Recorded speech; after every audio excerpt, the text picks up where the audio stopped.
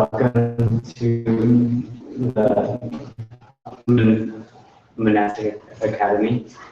We have a beautiful day of practice together. I'm so excited to be here and to be with all of you and to be in this place as we practice. So this event is made possible with donations. A donation bowl outside on the entryway, and then also down in the main room. And there are refreshments downstairs are cooked, made iced tea and iced coffee. So help yourself at any time to those. And downstairs, and bathrooms. There's a bathroom here, but if you can, don't use a bathroom because it's very close to the sitting spot. And so, if possible, there's 2 bathrooms downstairs on either side of the building, on that side of the building, and also on that side of the building. And there's also a composting toilet outside, which is awesome if you want to follow the stone path. And you pass the yurt, and you'll find signs for the composting toilet. The Monastic Academy is online at monasticacademy.com. And we have a full-time residential program here. And if you are interested about that, come and talk to one of the residents. You can see us either wearing brown shirts or sashes. And thank you all for being here. Okay, is everyone ready to do the Zafu rock and roll? Okay, we shall begin.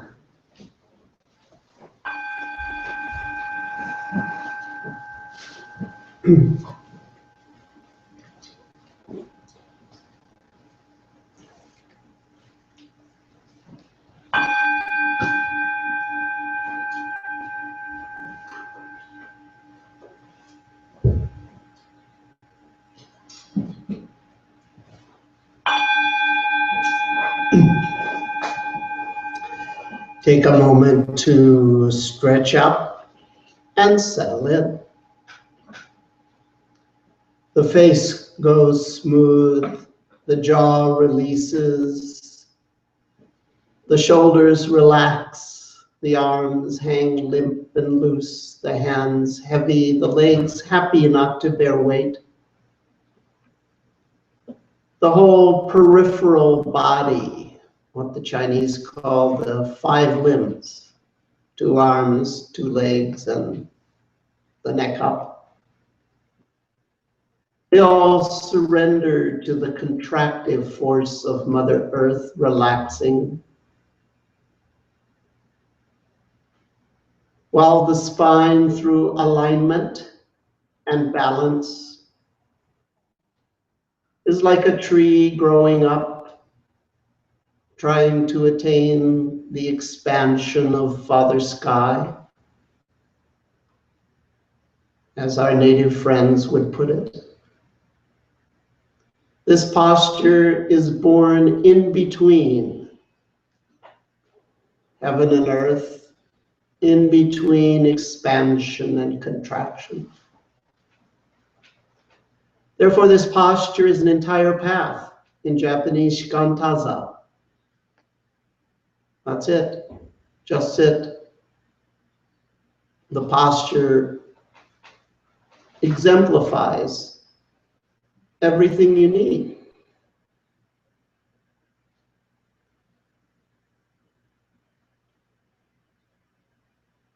All the yang and yin, all the life and death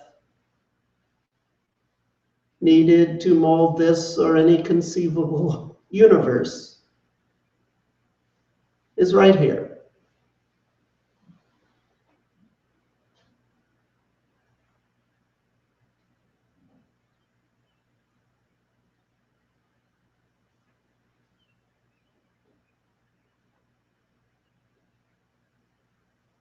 We're going to go through a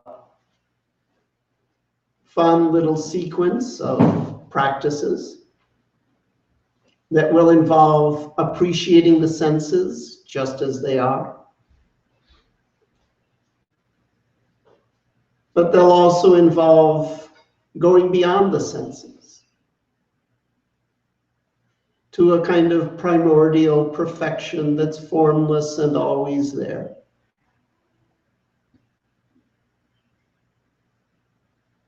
We'll also learn how to express that primordial perfection in the movement of the body, and how to return to form as a better person, more loving, through the cultivation of positive emotional habits.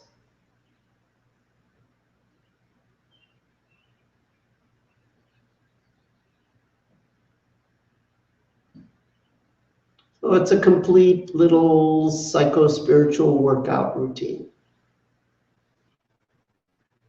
All the muscle groups get exercised.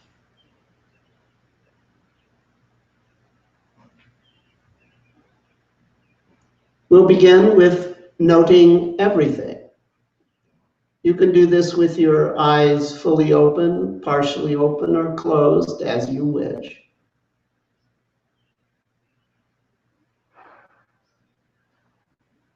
As you sit here, visual experiences will arise, auditory experiences will arise, body experiences will arise.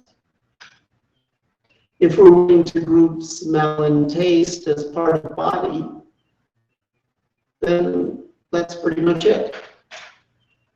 That's the everything. A visual experience could be inner, a mental image, or outer, a physical sight. Or it could be a visual restful state, like an absence of image, or a defocused external gaze. An auditory experience could be mental talk, or physical sound, including the sound of my voice. Or an inner auditory rest state of mental quiet, or an outer auditory rest state of physical silence. There could be physical sensations, emotional sensations. There could be physical relaxation, emotional neutrality in the body. So our experience could be visual, auditory, somatic, could be active, could be restful, could be inner, could be outer. That would be our definition of everything. The technique only asks us to keep track of one thing at any given instant. So we'll do it initially with an exclusive emphasis and a passive contact stance. Just broadly float. If you're pulled to something visual, note that. If you're pulled to something auditory, note that. If you're pulled to something somatic, note that. If you wish, you can use the mental label C for visual, hear for auditory, feel for somatic. If 2 or 3 of the modalities call your attention at the same time, just choose one to intentionally focus on and perhaps label.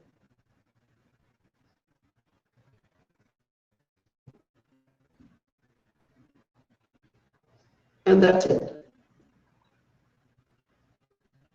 In the moment that you focus on that visual, auditory, or somatic experience, for just that moment, attempt to taste a brief moment of concentration.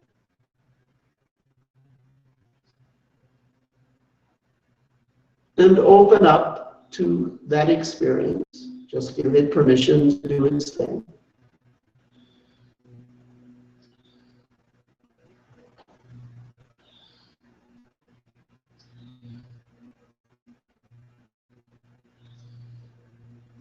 The only amount of tea that is required is that you be clear at any given instant, am I focusing on visual, auditory, somatic? If more detail is available, fine, but if not, that's perfectly okay. So it's pretty easy going, actually, in terms of what you're being asked to do.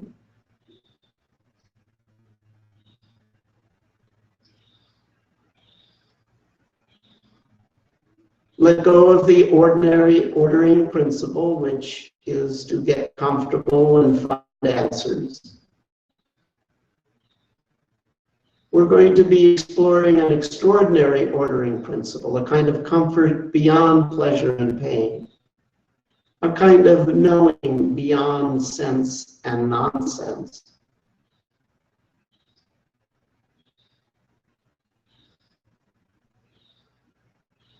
That occurs when the senses operate in their primordial perfection, as they did in the early weeks and months of our lives, before we really knew the self and world as an object.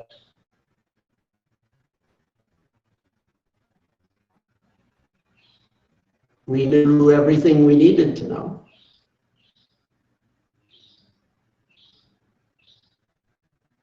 Embraced by our parents.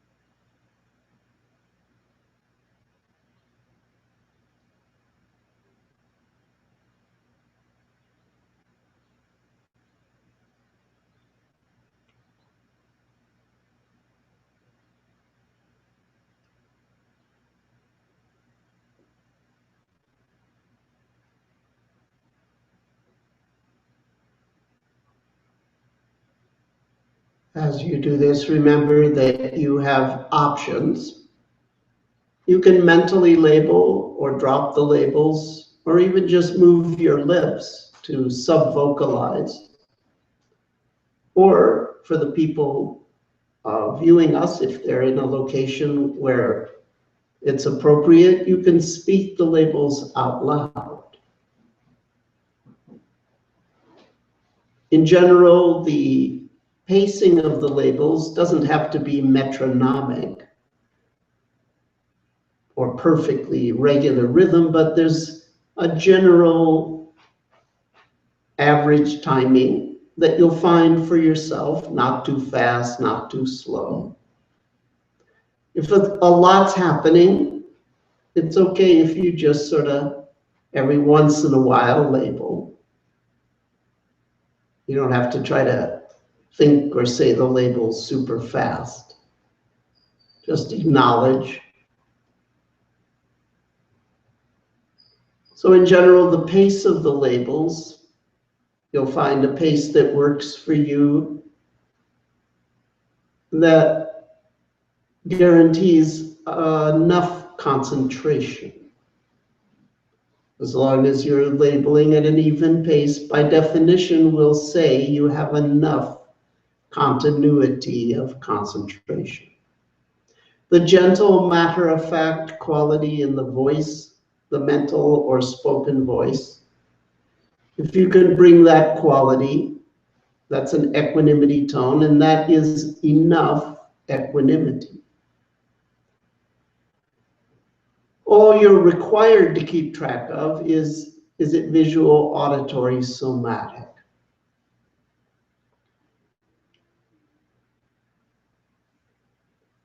You may be aware of a lot more detail, inner, outer, active, restful, what flavor, what spatial pattern, changing levels of intensity and such.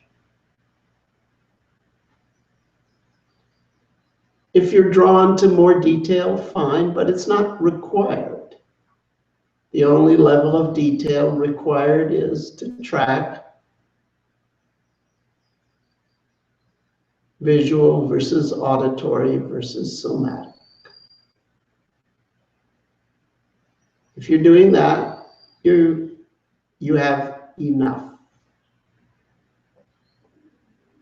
by definition. Once this structure is in place, time is your ally. The longer we work, the deeper we trade.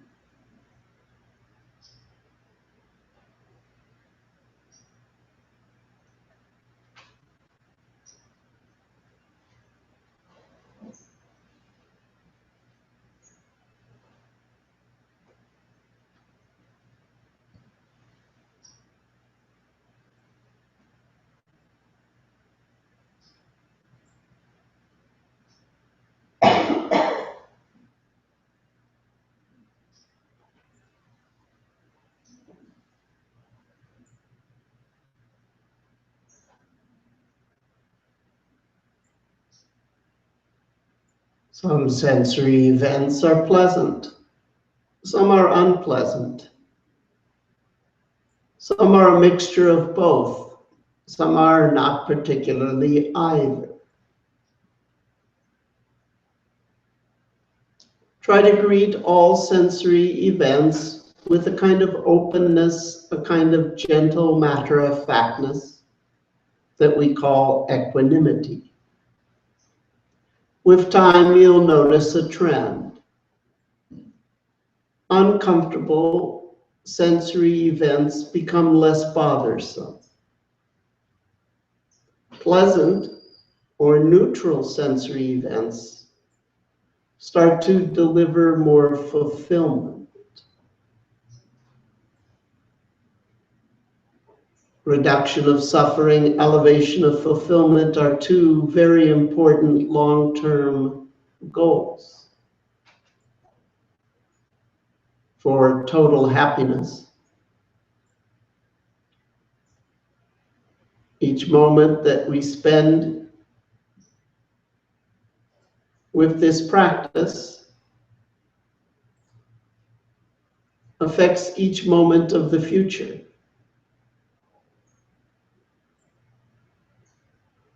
Sometimes you can sense that that's happening. You taste purification. You know that because of the way you're experiencing the present moment, holdings from the past are breaking up. And each moment of the future will entail, albeit subtly, less suffering and more fulfillment. That's Vishuddhi Rasa, the taste of purification.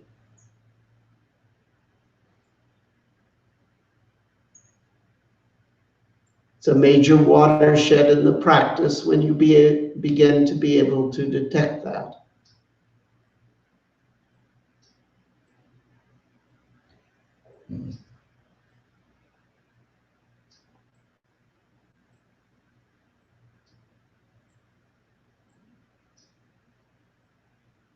In addition to the matter-of-fact quality, the equanimity tone in labels, if you elect to label, another thing that can help induce equanimity is to try to keep your whole body as relaxed as possible.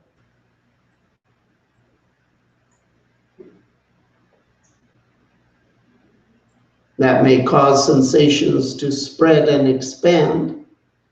Let that happen. That's part of a natural releasing process.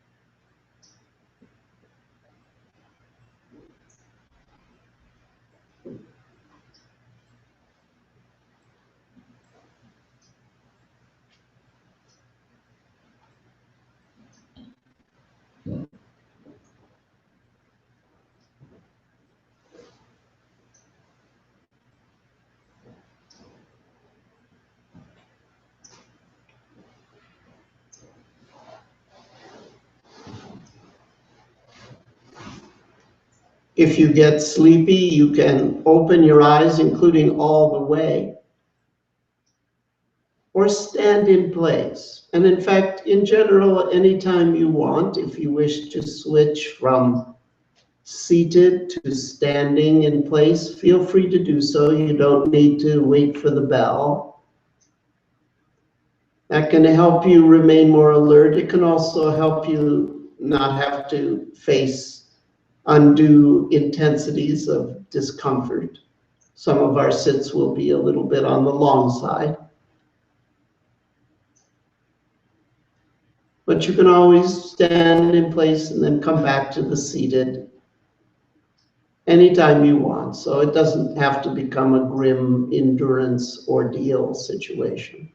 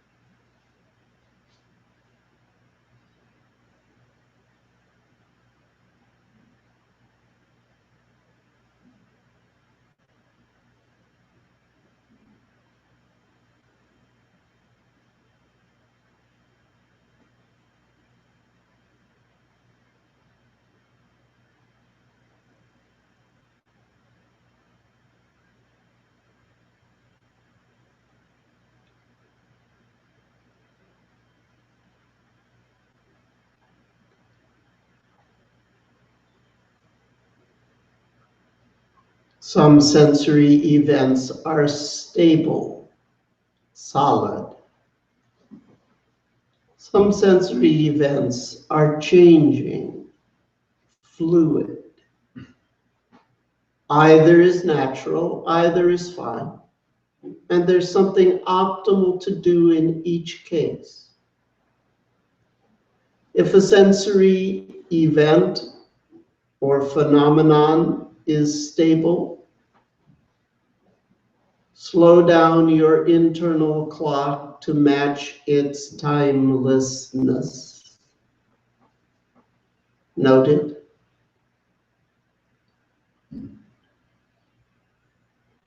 With the patience of centuries.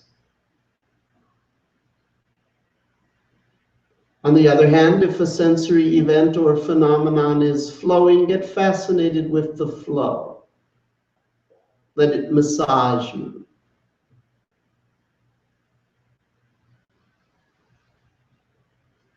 Between melting and freezing, the soul's sap quivers. It's all natural, it's all good. There's something optimal to do in each case.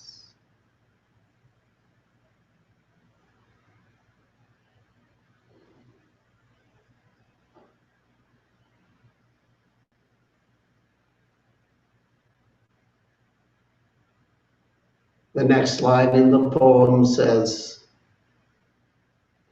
"This is the springtime, but not in time's covenant."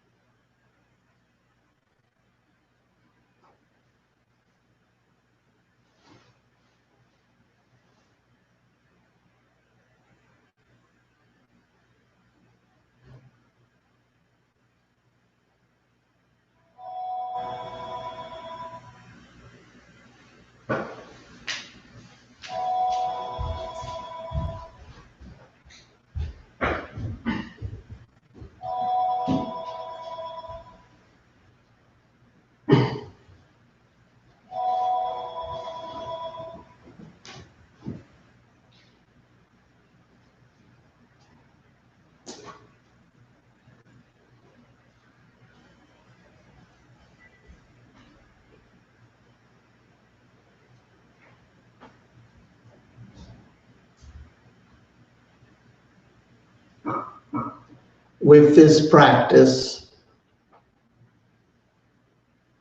sometimes a theme will present itself. For example, you might be drawn to the theme of interest in detail. There might be sensory clarity in the sense of a lot of discrimination. You discriminate not just the modalities, but inner versus outer, active versus restful. You discriminate subcategories, relationships. The theme of differentiation, fascination with clarity in the sense of resolution of detail. That theme might present itself. If so, good. Go with that. Get interested in that. That's one side of clarity. But a different theme, an opposite theme, might present itself. You lose interest in detail.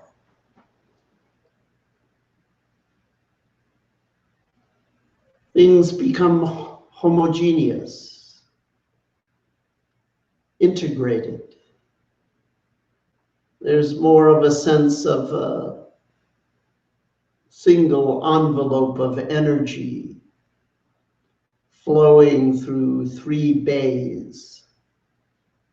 One wave, the visual, the auditory, somatic.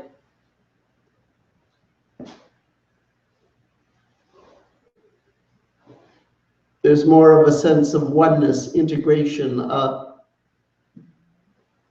loss of interest in detail.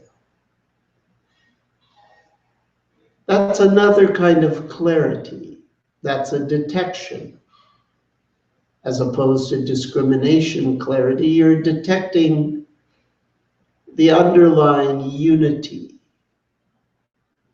of the modalities, the polarities.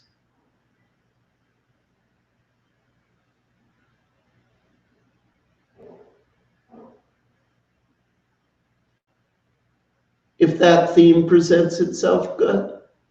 Go with that.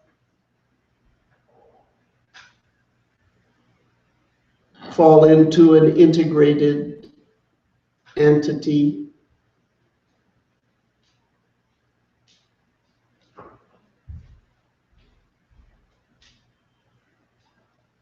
Another thing that can present itself, because we're focusing broad, in fact, as broad as can be, some people call it choiceless awareness or open presence. I call it note everything.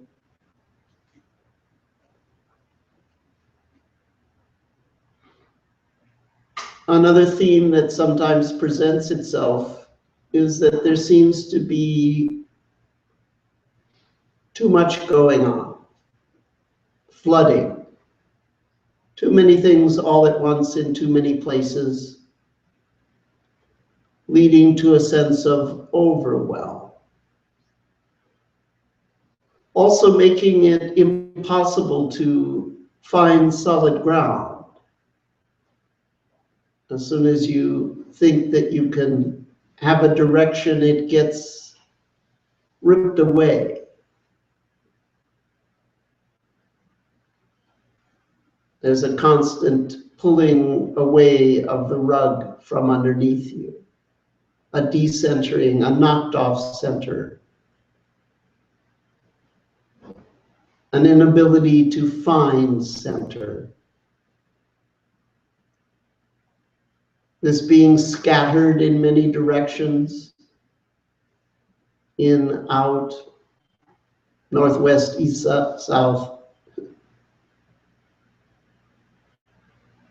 And this constant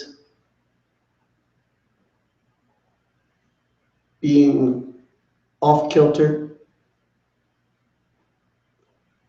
is normally interpreted as a problem.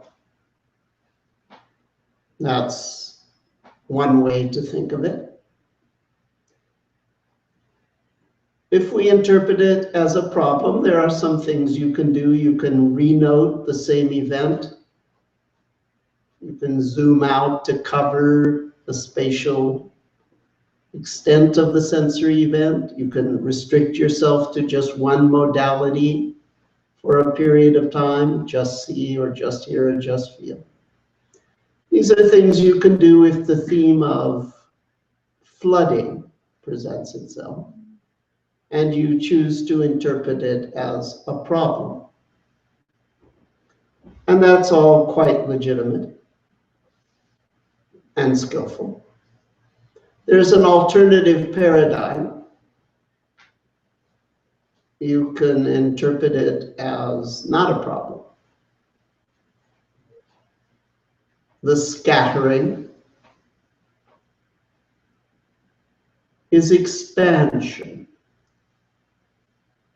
If we don't take it personally, it's just being our space being pushed out all over the place. The constant off-kilter inability to find the ground. It means the ground is continuously disappearing below your feet, which is a sequence of gones, a sequence of contractions, vanishing. With this reinterpretation,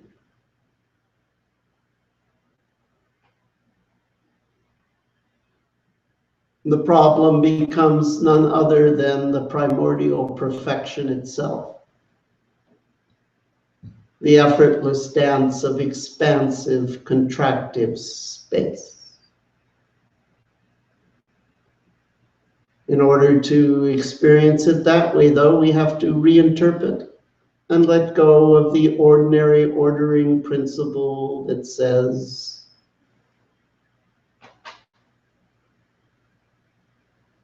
hold things in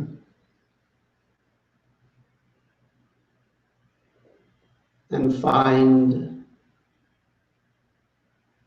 a fixated place.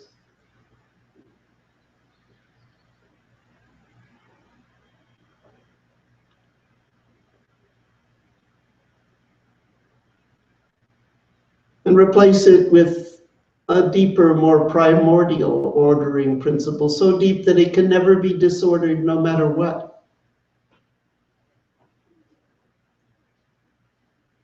Surrender, totally release into expansion and contraction.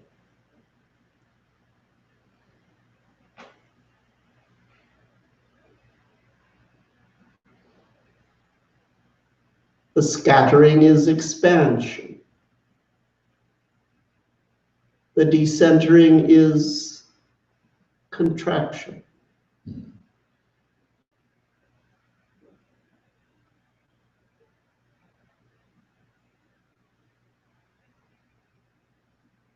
To the extent that you become that, to that extent you are fulfilled and safe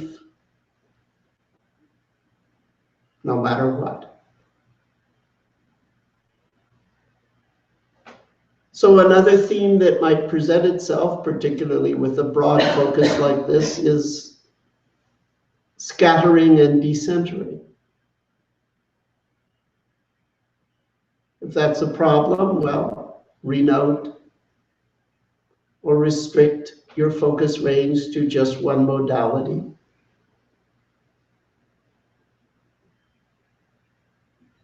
If that can be seen as not a problem, then enjoy the primordial perfection.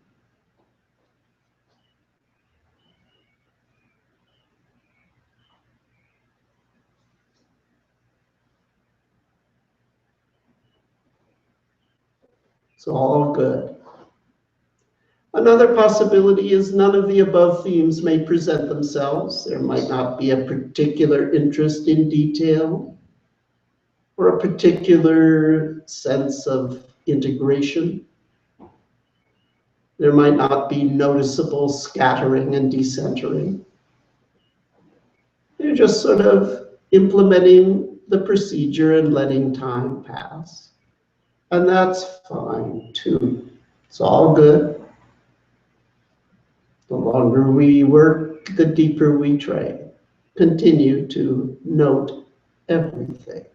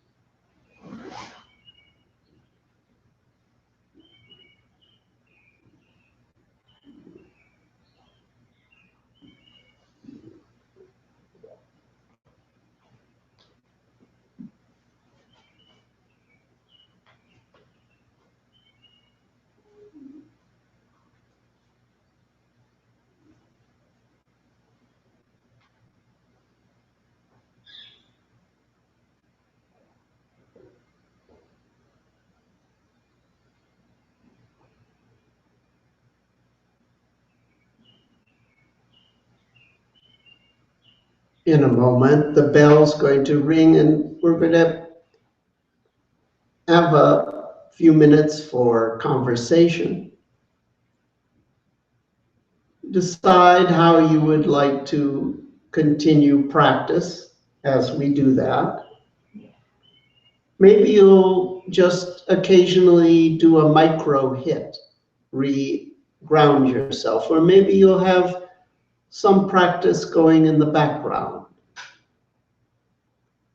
Maybe you'll continue with formal practice as we're discussing. Or maybe you'll intentionally drop practice for these few minutes and just sort of be part of the discussion. It's all good, but be clear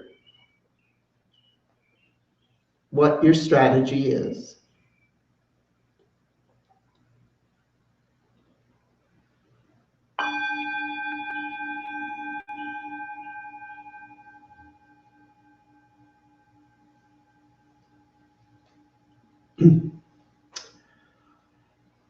Okay, so there's a famous Zen story that goes like this. There was a Tang Dynasty master named Zhaozhou, Zhaozhou is how you would Romanize it. In Japanese, that name is pronounced Zhaozhou. He's famous probably for the most famous koan in all of Zen, which is, some of you know. Actually, one hand clapping is hakuin. That's a made in Japan koan. But several people mentioned the mu, famous mu, or no, N-O. But this is the same Zhaozhou, but it's a different story. It's not the mu or no koan. It's a different one that's related to the technique I'm going to describe to you in a moment. So a new monk showed up at the temple, and he approached Zhaozhou and he said, I'm new here. Is there any instruction that you can give me? So essentially, Zhaozhou was the abbot of the temple. So essentially, he's saying, okay, you know, what's the practice going to be like here? How should I practice? So it's interesting. Put yourself in the abbot's place. You're the abbot. A new person has come to the temple, and they're saying, you know, I just arrived. Can you give me any instruction? So, of course, if you're a mindfulness teacher like me, then you just launch into some description of a technique or of an underlying conceptual paradigm for the work we do. That's what I'll be doing later, because I'm a mindfulness teacher, not a Zen teacher, but I can use Zen stories. But if you're a Zen teacher, you don't launch into a theoretical discussion or a description, excuse me, of focus techniques. You, in a very poetic and energetic way, point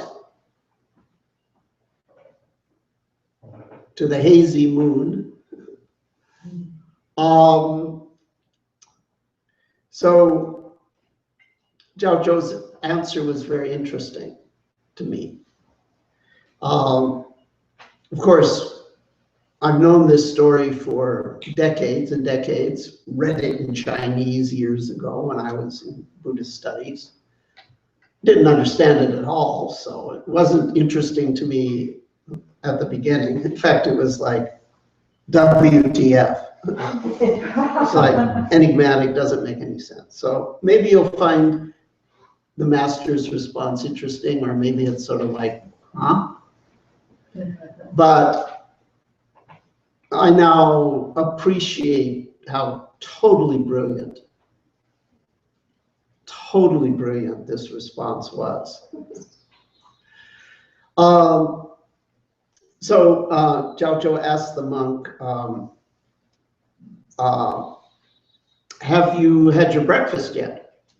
Which would be sort of like a sort of common, ordinary way to be polite to a guest and so forth. Have you had your breakfast? And the monk said yes. And then Zhaozhou said, okay, go wash your bowl. Go wash your bowl.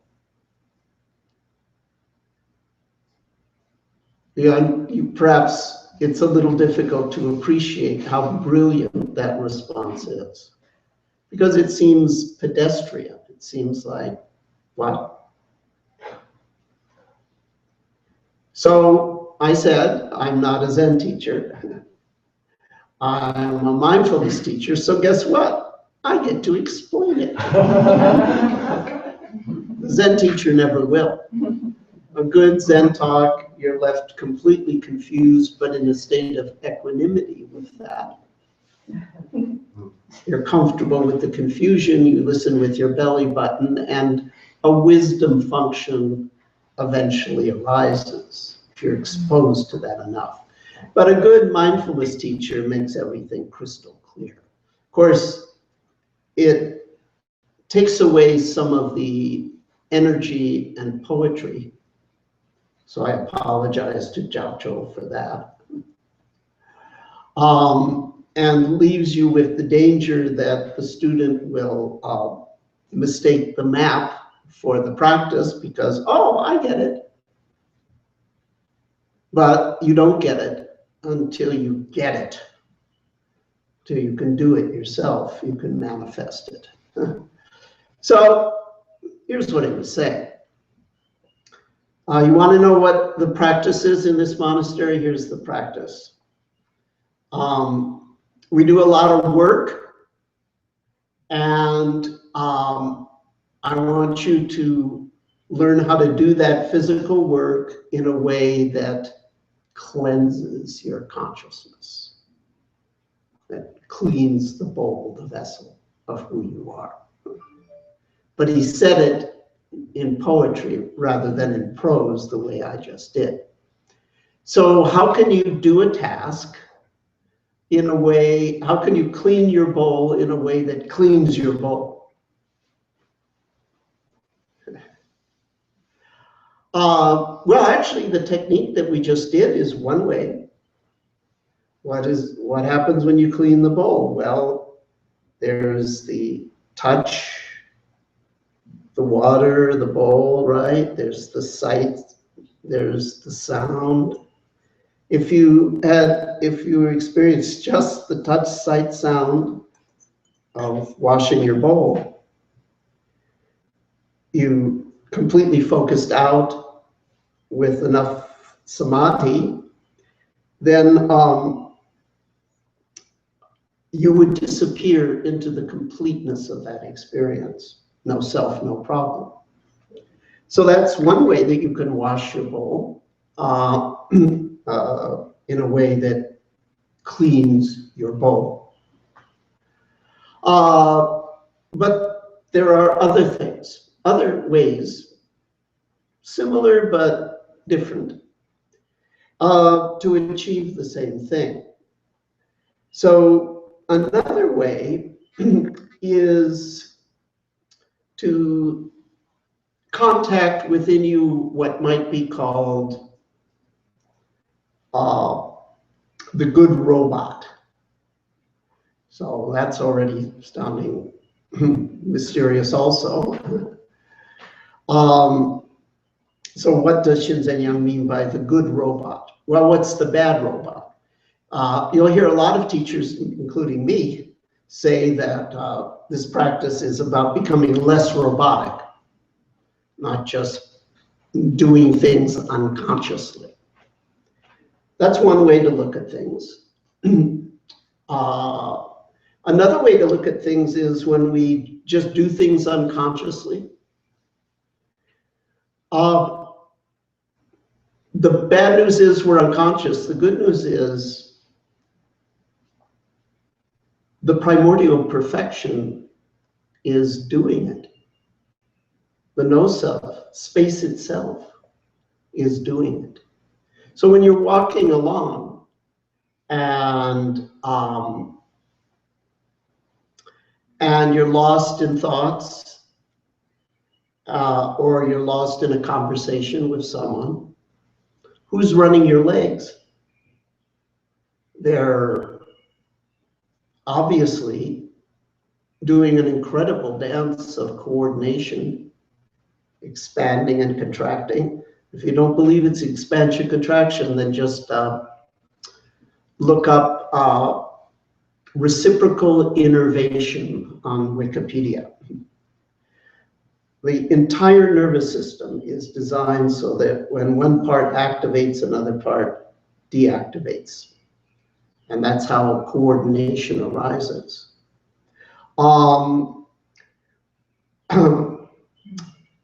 So nature is effortlessly expanding and contracting in the 3 synapse circuit that goes from your leg through the gray matter in your spinal column, not up here, and then back to the leg. One part sensory, the other part motor, and in between, just some gray matter that connects, but not this gray matter that thinks, but the spinal, what's down in the spinal column, the interneurons, the part of the nervous system that we share with an earthworm, walks for you. Now, if you could only develop an appreciation for what a miracle that is, then the bad robot becomes the good robot. There are a lot of Zen stories like this, about this, that involve the master pointing to some ordinary thing that someone is doing unconsciously and saying, see, that's the goal. But of course, if you're just doing it unconsciously, then you're just doing it unconsciously. So the trick is to train yourself, if you want to use this approach, to be able to detect who's speaking when you're not speaking, who's thinking when you're thinking without an ego, and who's walking when walking just happens, or who's moving when moving just happens. We've all had this experience. I made the perfect movement without thinking. It just happened. So I'm going to introduce you to a technique that I'm going to call auto move. That is a way to train you to detect this Zen bounce or expressiveness or just happeningness within the motor circuitry.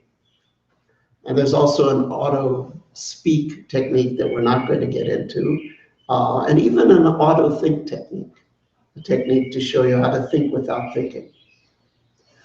But the easier one is auto move, particularly in the form of auto walk. So the idea is that most people find that walking fast helps, but it's not absolutely required. If you've ever seen the kind of walking that they do in the Rinzai Zen Temple, it's called hashiri kinhin. They walk like really fast, okay? If you want to do it fast, you can, but the idea is that you sort of walk automatically, but you, out of the corner of your eye, you sort of tune into what that automatic quality is like. You tune into the fact that your legs and pelvis and spine know how to move without a you there. And that becomes your focus. Now, in the Zen temples, there are several ways that this is trained. You have a schedule that's highly ritualized, and people often are like put off by that. It's like, why is everything so ritualized? It's very complicated, very Confucian. Well, hey, it's Chinese, right? But the cleverness is that it's very ritualized and the movements are made very, very rapidly. So at the beginning, you're very disoriented, but you have to have equanimity with the fact that you can't keep up and just sort of do your best. And so that trains you to respond without getting caught in the fact that you don't quite know what you're supposed to be doing. That's your first year or two in the Zen monastery. But then after that, you completely internalize the rituals. Now you can do these complicated movements very, very rapidly, and they're on autopilot. And then you just tune in to the fact of you're doing it, but there's no you, it's just sort of happening.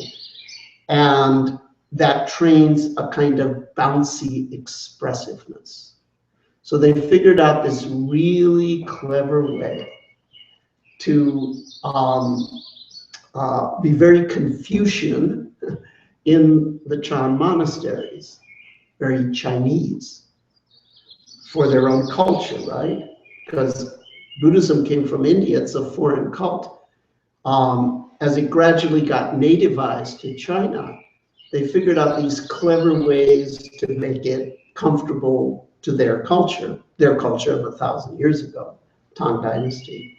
So they highly ritualized the daily schedule to train people to internalize it and then do it automatically and then enjoy the no-self quality of that automaticity. That's the good robot. And then they brought in the other Confucian element, which is the work ethic. 一日不做，一日不食. in Chinese means one day no work, one day no eat. So they had to do labor in the temples. Remember, wash your bowl, right? Well, you do a lot of things. You may have heard the expression chop wood, carry water, etc., etc. So they had all these tasks that they would do. And what you do is you watch the more experienced monks and you see how they work, and you see that they're able to do the labor from that same place of spontaneity. And then you start to sort of imitate that yourself, and then it sort of gets fun. So we can go, but we're not living in a Zen monastery. Some of you are sort of a quasi-Zen monastery. Mindfulness monastery with a Zen edge, I guess. Describe Soryu's style. So you know what I'm actually talking about, but most people listening on the internet, or most people that have come here today, you're not in a monastery. But we can train you for that same Zen bounce in a systematic way by giving you sort of mindfulness techniques. And the auto walk is one of those techniques. That's a way to start. So once again, if you haven't ever done this, we're going to do this in a moment. We're going to take like a half hour to walk around the property, each individually, and sort of just tune into those qualities. If you haven't done it before, a certain amount of guessing and groping is going to be involved. You probably, I'm not quite sure I get this. That's okay. Remember, that's an important part of the training in Zen, is that initial, I don't know quite how to do this, but I'm doing it kind of thing. That trains you in equanimity with don't know mind. So if you're not quite sure if you got it or not, that's okay. Just sort of accept that. But the basic instruction is you just let your body walk as it would be doing if you were completely unconscious, lost in thought, or lost in a conversation, or lost in the scenery.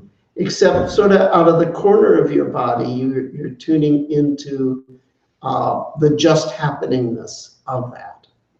And that, of course, is a detection skill, which may be feeble at the beginning, but can become quite significant with time. And then to sort of continuously hold your attention on that is your concentration piece. And then have equanimity with don't know. Just accept the fact that you don't quite know where your body's going to go or what's going to happen. You defocus your eyes and you just trust. It's like the ultimate trust walk. That's your equanimity piece. Recall that my definition of mindfulness practice is concentration, clarity, equanimity. So this is a mindful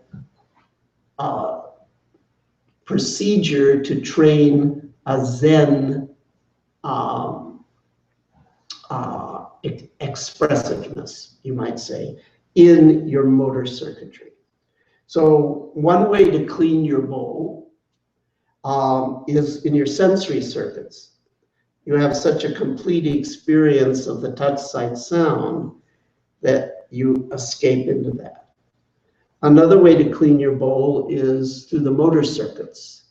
You so fully participate in the body's movement, speech, and eventually even thought.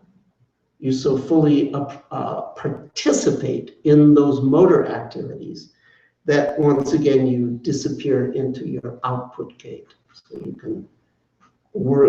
can disappear into the sensory inputs, you can disappear into the motor output, or a combination thereof. So we're going to take about a half hour to enjoy this incredible day. And walk outside, you'll hear a bell that will call you back, and explore this possibility of auto walk. So We're going to learn 4 techniques today, or most of you know them already, so review or learn. And the first one was working with sensory experience. Was see, hear, feel. This second one is working with motor expression, learning how to move freely. And then we're going to explore a fairly direct way to touch the formless, and also a way to come back to form as a better person through positive, loving emotions. So those are going to be the sort of trainings for the day. We'll have plenty of time for discussions, but for now, any questions about auto move as a technique? And I know if you haven't done it or you haven't done it much, it's sort of like, what's he talking about? I understand that, but do you have any way of formulating that into a specific question? If so, we can address that. Well, we'll give it a try. We may have questions when we come back. So as I say, it'll be about a half hour. If you do other things like drink tea or use the washroom, then you're going to do auto drink or auto pee, as the case may be. And we'll take it from there. Danny? Yeah, I want to make an offer to the group. And in doing this auto move practice, one thing at CML that we used to do, we don't do so much anymore, is walk together as a group. You know, that sometimes doing it completely on your own, easier to get a little bit distracted, but in terms of a group energy, it's easier to tune into that quality. So I'll be practicing and I'll be wandering. Anyone who feels like joining me can simply just walk behind me. It doesn't have to be single file. And we can kind of make a little flock. And if at any point you want to branch off and do your own thing, you can do that. But I just wanted to offer. That's great. That's a great like added value thing. Yes. One question might help me clear something up for me. Is this in a like context of what you might find if you did something repetitive all the time? Yes, exactly. And then it becomes that is exactly the thing. It's like you repeated it so many times that it can go on auto, even if it's quite complex. And then you tune into how much your spine enjoys doing that. And you don't need anything above the neck. And it's tuning into something very, it's tuning into a level of meaning that is deeper than human meaning. What's the meaning of the life of a squirrel or a dog or a cat? They have meaning, but for them the meaning is the movement. That is the meaning. The graceful movement of those animals, that's the meaning of their life. That's what Darwin gave them. They don't have the cerebral meanings that we think of. Same for an infant. For the first few years of life, the meaning was all in the movement. That's why kids just run, okay? The meaning is all in the movement. It's only later that you start to have like these, you know, the age of reason arises, 6 or 7. But before that, internal dialogue arises at the terrible 2s and 3s. And then there's teenage, and those are all stages in adult meaning arising. And it's wonderful, and it's also horrible. I don't know if you remember, but I sure do. I can remember when I transitioned from the meaning is the movement to the meaning is mental. I could remember that transition. I must have been, I don't know, maybe 3, 4, 5 years old.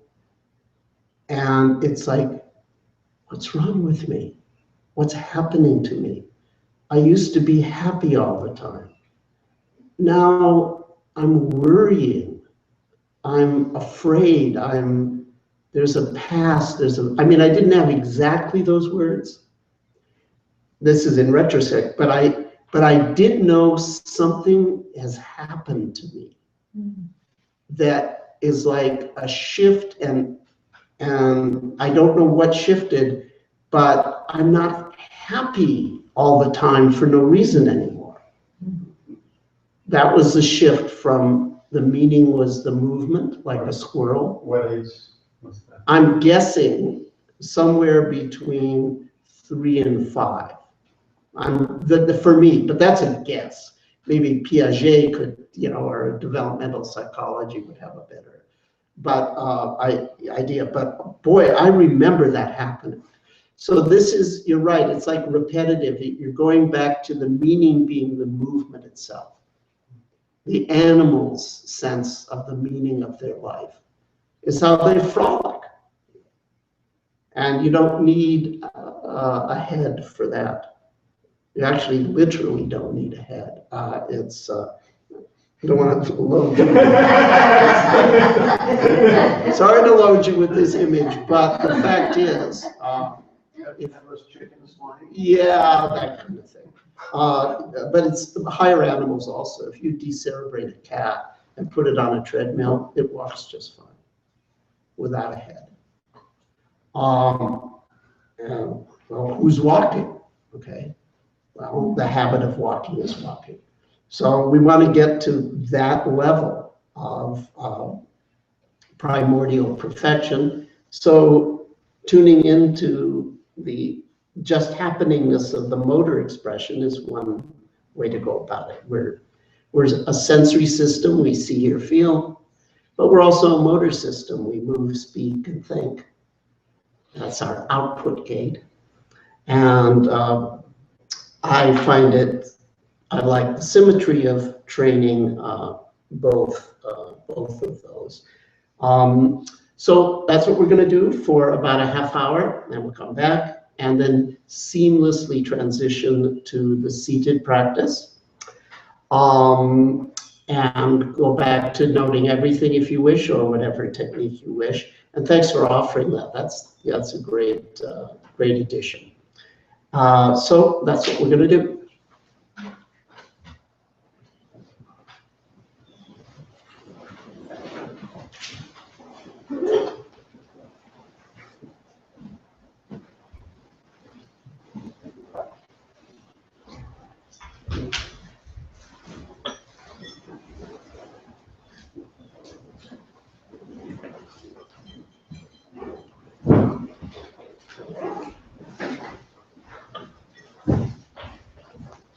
So I'll call people back at 20 after 2 of this.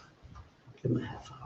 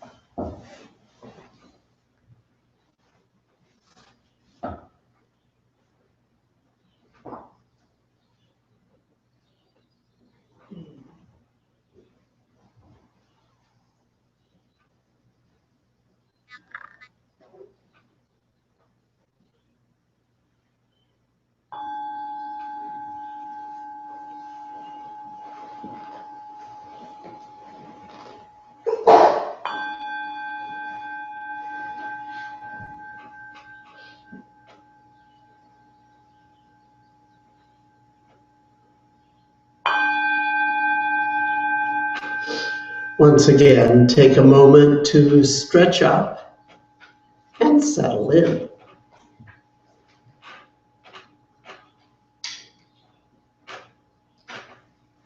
We've explored passively observing the senses as they arise. We've explored letting the no-self move us, sort of riding on emptiness, appreciating its dynamic qualities.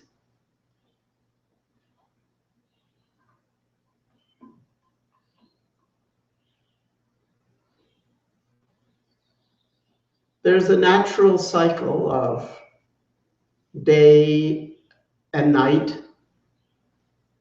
There's a natural cycle of self disappearing and self reappearing. If you deeply experience just move, that's a no self. Now, by way of contrast, let's explore manifesting a positive self at the level of pure body emotion.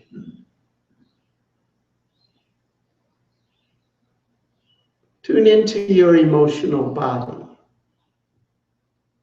It's possible at this time, due to the practice we've been doing or other factors, that there's some level of spontaneous emotional pleasure, some joy, interest,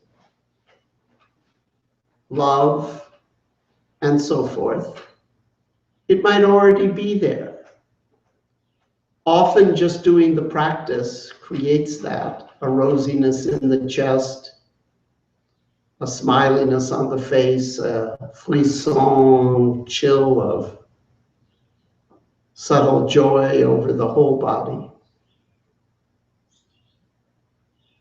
One source of positive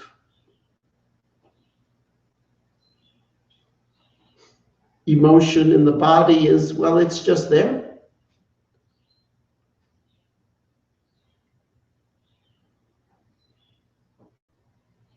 But there are other ways to access positivity in the inner system.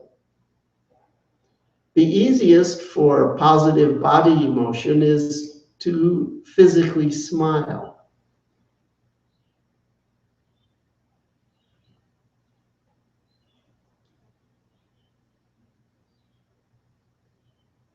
Which I'd like you to do now. Even if that seems a little artificial, notice that that's a pleasant emotion, sensation, and it's been shown many times in neuroscience research that the act of physically smiling actually does activate the positive emotional circuits.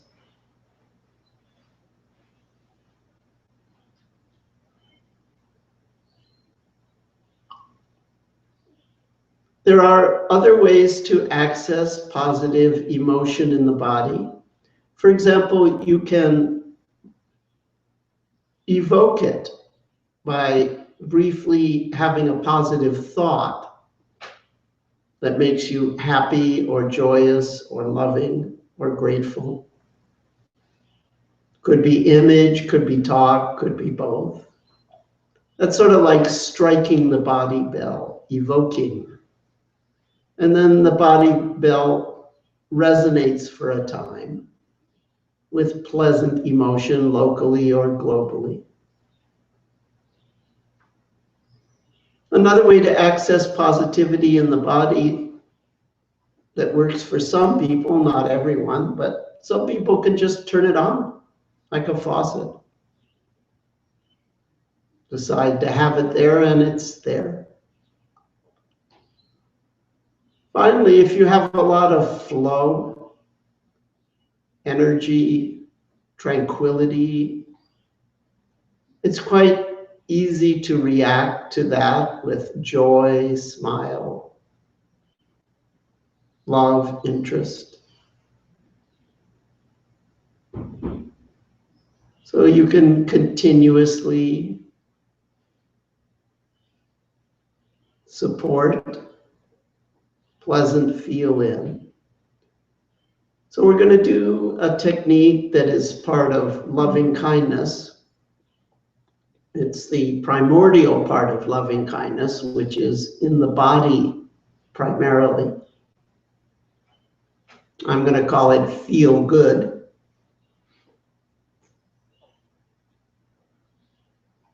Access that pleasant emotion. Find and or create it over as much of the body as you can. If possible, even radiating it beyond the boundaries of the body, into the openness around your body on the right, left, front, back, above, and below. Traditionally, indeed, this practice is called aparimana, which means unbounded. And it becomes the basis of what's called a jhana or an absorption. It's a absorption based on pure love, to where it just colors everything, replaces everything.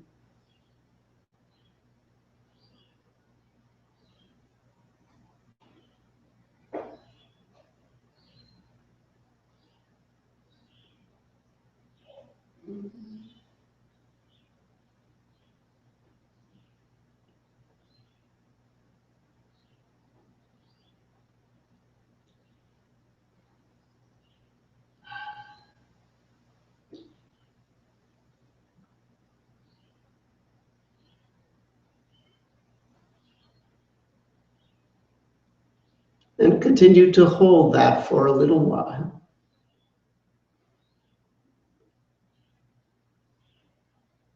If need be, smile again, reestablish it, or strike the body with the mind by briefly thinking a thought that helps you access pleasant, positive emotion in the body.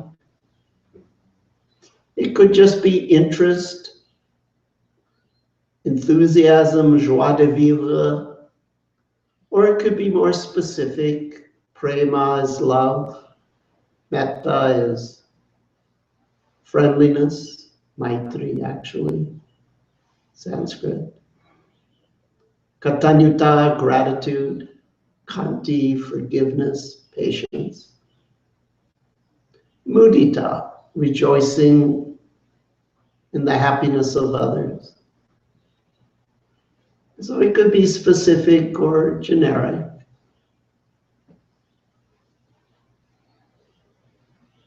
But we're abiding in this abode, this Brahma Vihara.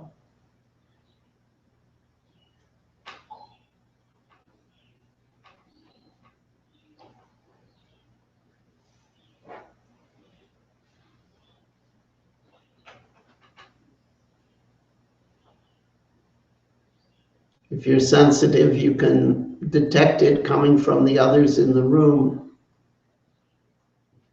It's pretty intense, actually. And then it's easy, you just ride on that, share it.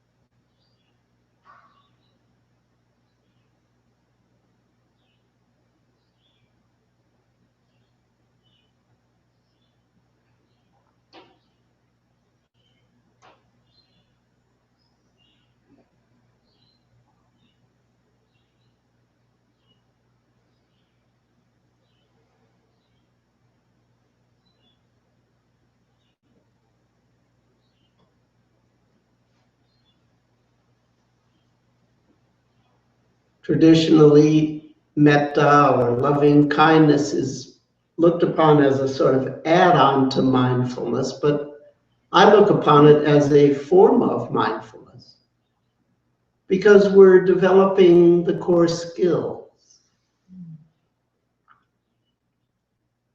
We're concentrating on something positive. If the awareness wanders, gently return. In this case, it's positive emotion in the body, generic or specific in type. So that develops concentration. We're becoming intimate with the emotional body circuits by activating them, as opposed to passively observing them. That contrasts with just feel, for example. But it does develop an aspect of sensory clarity. We get to know the emotional body. Now, as you selectively focus on positive, non-positive, even negative might come up. It's quite common, actually, that the opposite of positive appears. That is not in the slightest a problem with this technique, not in the slightest. We can process the negative or the non-positive in the background. We don't necessarily need to focus on it. You simply have equanimity with it arising in the background, and that's our third core skill: concentration, clarity, equanimity. They're all developed by this practice. So it's a form of mindfulness. But it is different because it's also true that you may have an experience of a sense that the depths of your being are open to becoming more loving habitually. That there's an openness to being reformed, transformed, informed by this positivity. That doesn't have to happen, but if it does, let it. And this, of course, represents a retraining of our habitual response.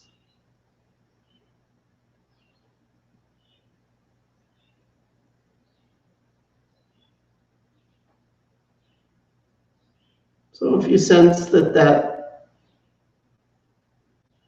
is happening, that's good. But if not, we're still doing a productive attentional exercise.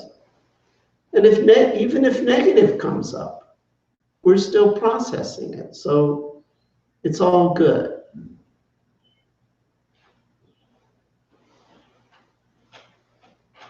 We're processing it by background equanimity.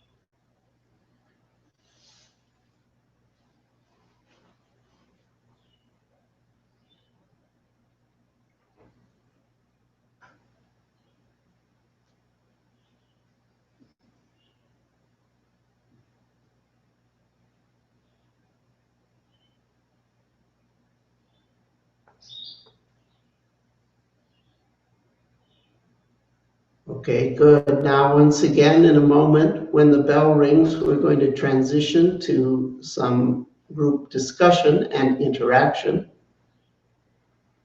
Decide how you'd like to practice. Maybe you want to have the loving kindness going in the background, or occasionally do some micro hits of note everything. Or maybe you want to just, for discussion times, drop practice briefly and just participate in the discussion. That's okay too, but be clear about your strategy.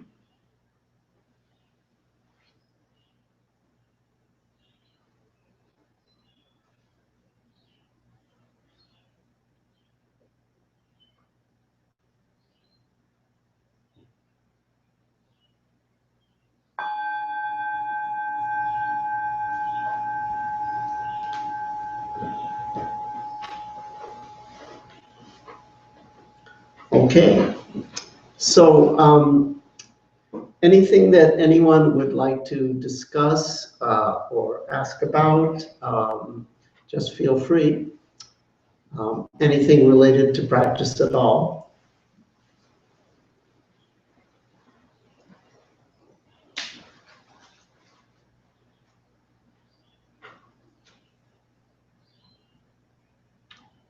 Yes. I was just gonna give a report. And, I'm trying to speak up. That I haven't had a lot of energy for weeks, and then when I just let that energy come in, and now I was running up and down the hills and dancing all over. And That was due to the auto walk? yes. Oh, cool. Dancing's not unfamiliar to me, but it hasn't happened. I haven't done it for weeks. So it's like, oh my God, it's still there. It's great. It's just so much energy. It's so good.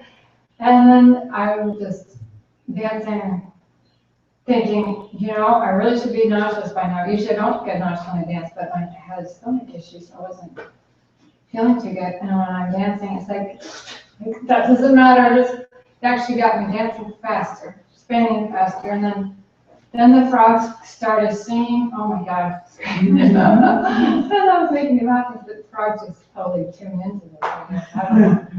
And then I think I might have stepped on a bee or something. Something stung me. I sobered up a little bit with this thing, but I don't know, because I don't feel much pain. It's really very confusing. Anyway, and then I just wanted to go into the pond, and I kept trying not to go into the pond because I don't have my bathing suit on. It was such a push and pull that I couldn't get anything. I couldn't see it clearly that I should have been in the water, but anyway, it was wonderful. It woke me up. I made some tea before because I thought, wow, I'm gonna really need some tea today. So I'm gonna have a nap or anything. And now I'm just like, Cool. That's a great report. From fuzz to buzz. We got a blog of that name. If you're interested in how to work with sleepiness. It's on the internet. Yes. Thank you for sending us on Walkabout. I really needed that. And I know that walking is often a challenge for me, and I don't like it, and I'm not good at it until I reach that auto walk moment. And then I'm good to go for, as long as necessary, let's say. And I appreciate you pointing that out to me, because I didn't realize until today what was going on. And that's exactly what's going on with me. So I think I'll just get there sooner now.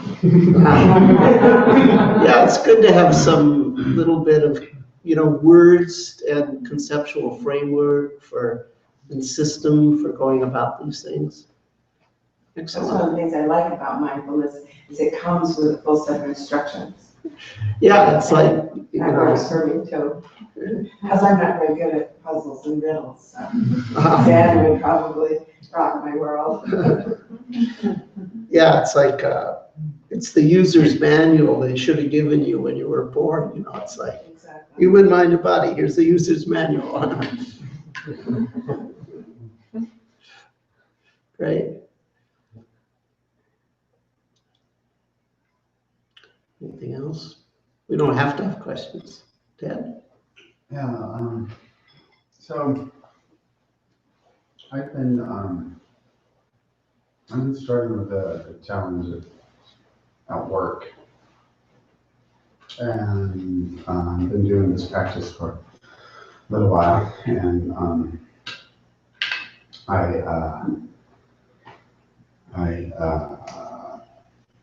decided to approach a situation that was tense and fearful, to me at least, with as much compassion and spontaneity and care, and concentration and equanimity that I could muster, and use everything in me to navigate it as skillfully as I possibly could. And I use everything I possibly could.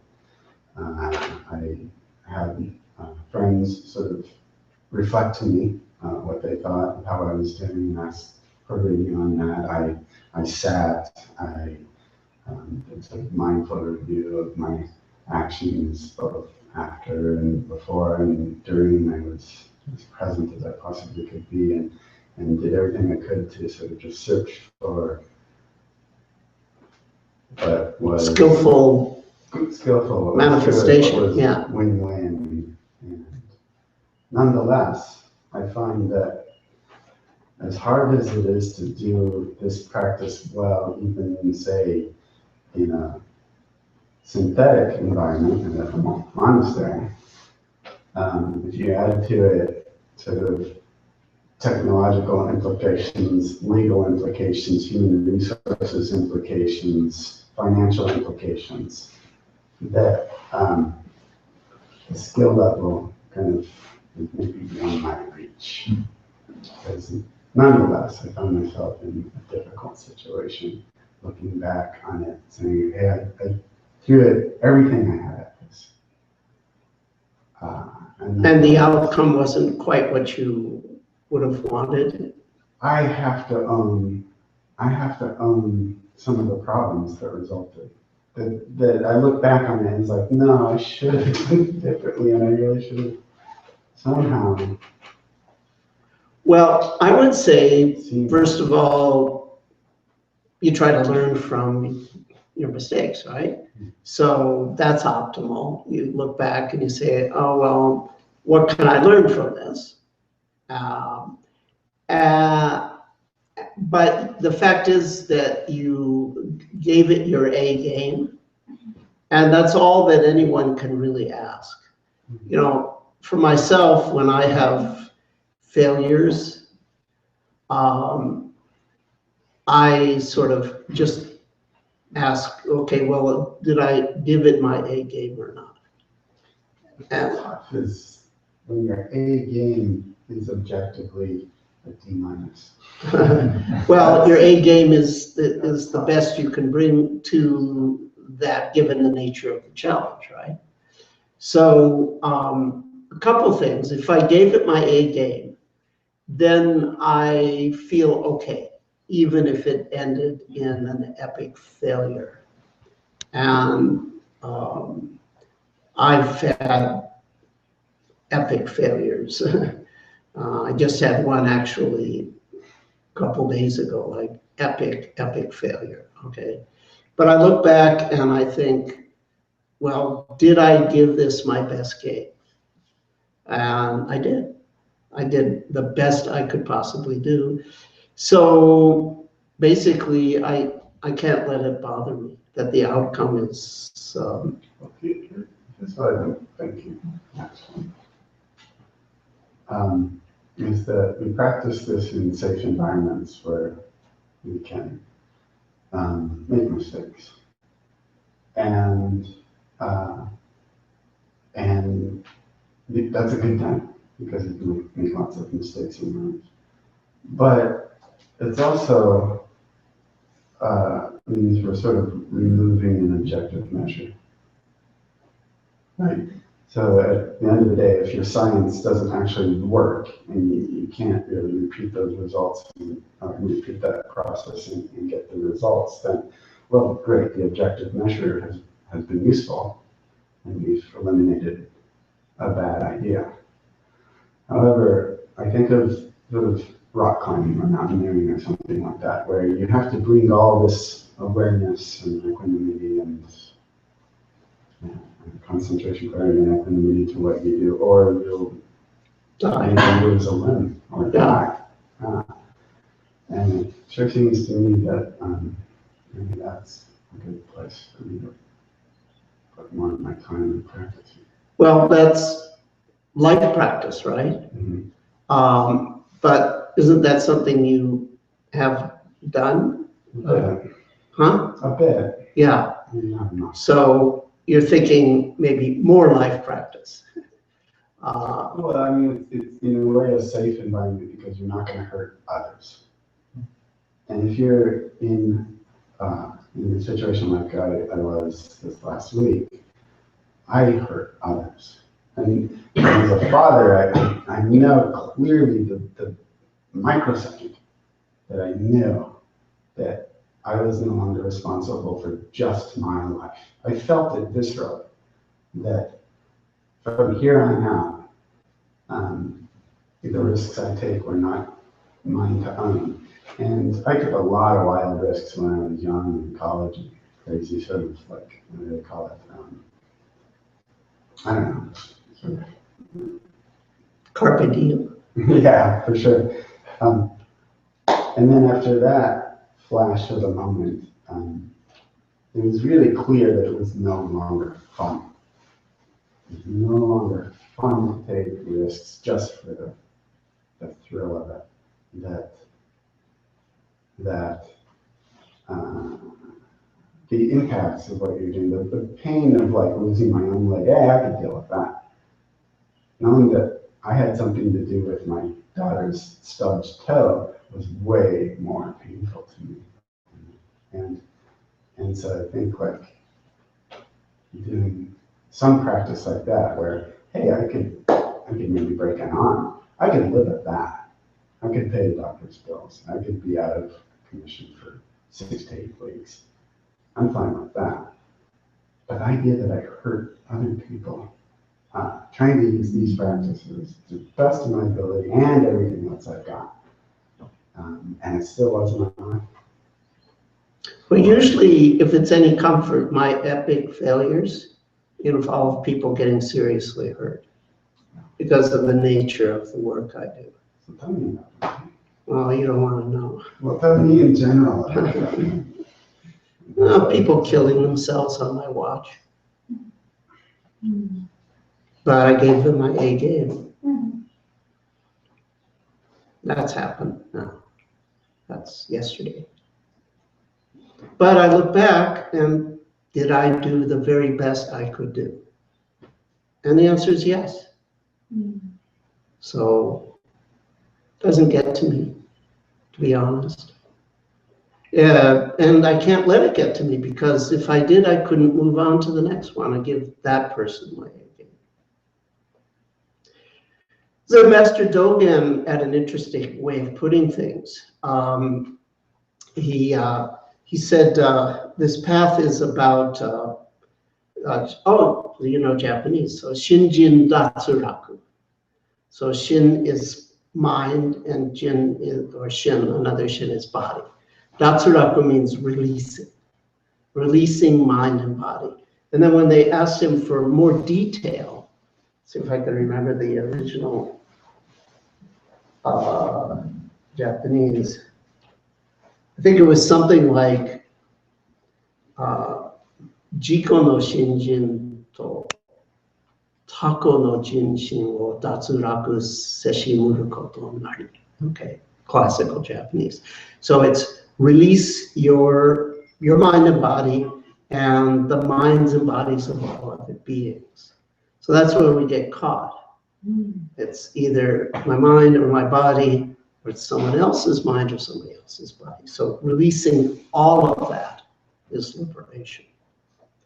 That's why even if another is hurt, you obviously don't want to be irresponsible, right?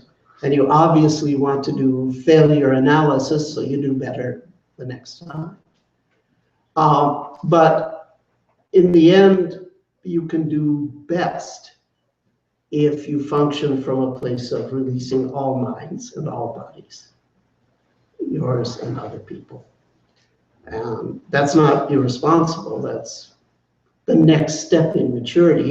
You're reporting going from, teenage to father is a step in maturity, right? It's like, now I have to responsibility, and that's all valid.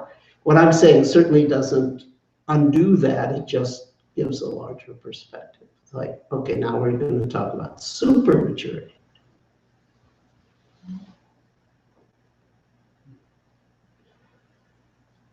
Yes. In your response that you just said, you used the phrase, "it doesn't get to me," I believe. Is that equanimity? It's complete experience. Not getting to you doesn't mean you don't experience it. It means the exact opposite. You so fully experience it that you escape into it. So the first practice that we were doing, which is the practice of note everything, okay? There's a Zen story that goes with that. someone asked Master Liangjie, Ryokai in Japanese, Liangjie, how do you go beyond hot and cold? Okay. Now, it's stated as something specific. How do you go beyond hot and cold? But notice they're setting up a duality, right? So it could be any duality. It could be pleasure and pain in general, or success and failure, okay? Life and death, God and the devil. How do you go beyond dualities is the deeper question that the monk was asking in that Zen way. So Liangjie said, well, why don't you go live somewhere where there's, where you don't have to worry about hot and cold? And the monk said, tell me about that place. And Liangjie said, when it's hot, you boil to death. When it's cold, you freeze to death. And the actual idiom in Chinese is "rusala," you boil to death. Okay. So what does that mean? Well, you boil to death. You so fully experience heat that you and heat disappear. You freeze to death. You so fully experience cold that you and the cold disappear. So when I say, quote, doesn't get to, it means so fully gets to that it's no longer problematic. Yeah. So you just brought up an example from 2 days ago, and just hearing me talk about it, and knowing a little bit about this practice in general, is that you described mostly the perspective of no problem. You also described the perspective of problem so that we could see that there was That was the first thing I mentioned, the perspective of problem, which is to do a failure analysis. What did I do wrong? What could I have done better? What will I do better next time? That's the perspective of problem. That's what I have to say about that. It's actually the first thing I mentioned. Yes.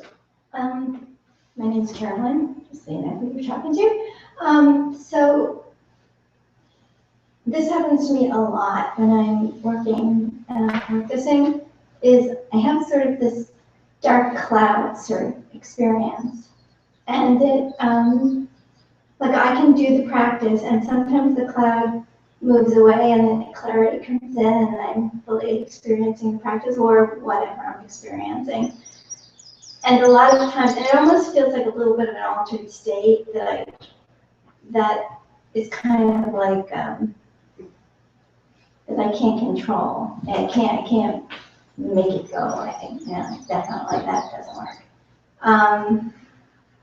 So I guess when I think the first exercise we did today, the seeing, hearing, feeling. Okay.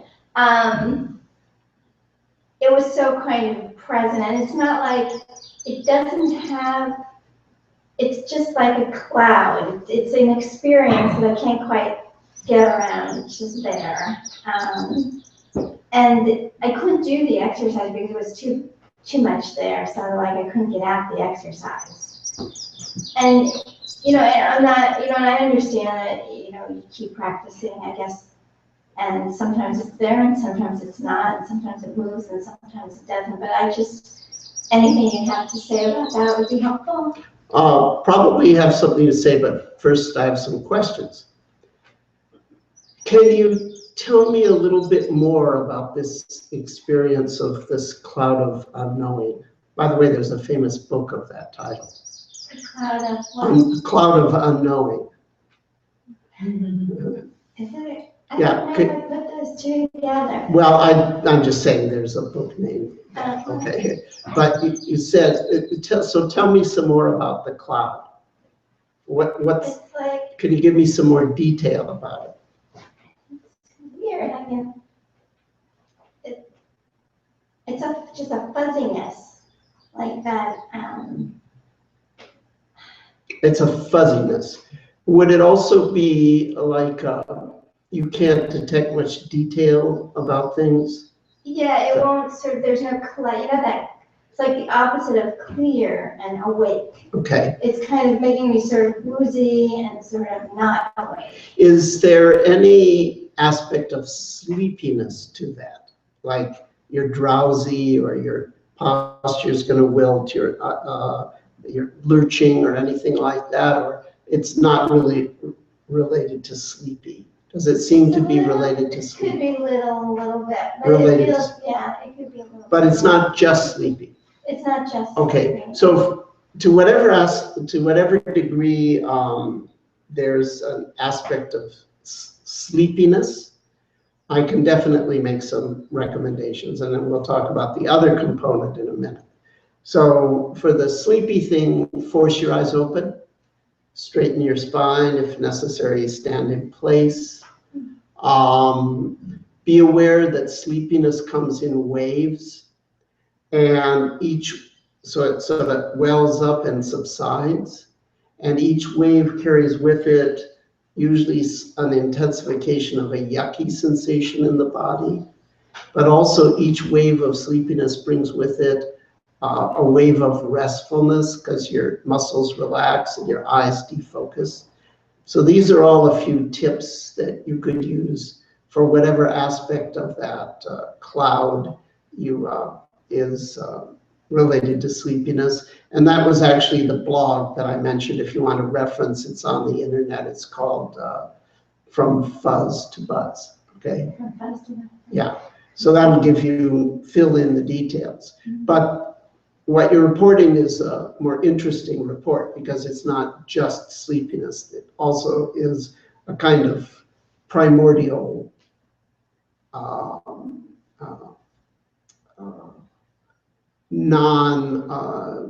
non-distinctiveness of things, right? So within that state, is it possible to distinguish body experience from visual experience from auditory experience? Just distinguish those without necessarily having further distinctions. I mean, Or I is- knew I was hearing. I knew it was all hearing, but it was coming from here that I knew it. Do you know what I'm saying? So you were it was just, you were intellectually aware there were sounds, Exactly. but it's like you couldn't actually hear sounds. Was there a sound? Well, I heard the sounds, but I heard the birds. That was kind of clear. The birds were clear, but anything inside of my head wasn't as clear. Like, you mean like you couldn't distinguish mental talk from mental image, for example? Yeah, kind of like that. Were you aware of having mental talk or mental images? Not too much talk, just kind of this woozy kind of cloudy thing. Okay. Yeah. How about body sensation? Do you have body sensation when that happens? Yeah, I think I do. So that is distinguishable. Mhm. Have you ever tried to open your eyes when that cloud sort of comes over you? Good question. I don't know the answer. Okay. One thing that you could try is opening your eyes and keeping them at least partially open. Now that's going to guarantee color and form in front of you. Okay. Now they may be sort of mushy, but if your eyes are at least partially open, you have the color and form of the world, right? Right. So I'm going to guess that you may not be able to detect much more detail, but you'll probably be able to know if you're having a sort of cloudy visual experience versus a cloudy body experience versus a cloudy auditory experience. You're going to probably be able to have that much distinction if you made an effort to do so. Does that make sense? Maybe it's Yeah. hard to imagine, but yeah. Okay, so with the technique that I just showed you, or that where the see, hear, feel, that's all the clarity that you're asked to have. If everything else is just sort of merged, that's actually fine. You may recall I actually mentioned that as a possibility, that one theme might be that you get interested in detail. Another theme might be that you lose interest in detail. So you could interpret the cloud as problematic, or you could just interpret the cloud as you're getting interested in how everything's getting integrated, as opposed to making discriminations.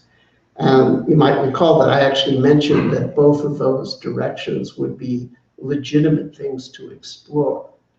But let me ask you some other questions. How big is the cloud, if you were to show me with your hands? Seriously? Yeah, just roughly. Sort of like Surrounds you. There's edges to it. Yeah, and it's larger than your body, sort of like a sphere that surrounds you, like what I'm doing with my hands. I guess so, yeah. So it's sort of like it has width, depth, and height. Yes. And would you say that it's stable or that it's more sort of flowy? No, it's pretty stuck. Because sometimes it moves a little bit, but fairly So it's fairly stable. fairly stable. Okay. And yeah, just a little motion. Is there anything about it that has a quality of pulling in or astringency or contracting? Well, I feel like that's what it's doing to me. It's contracting, Yeah, it's pulling in. pulling me in. And it's pulling you into a place of non-differentiation, like I guess where so. no distinctions can be made. Exactly. And yet there is also something sort of expansive about it because it's encompassing you. In terms of its size, it's sort of bigger than you.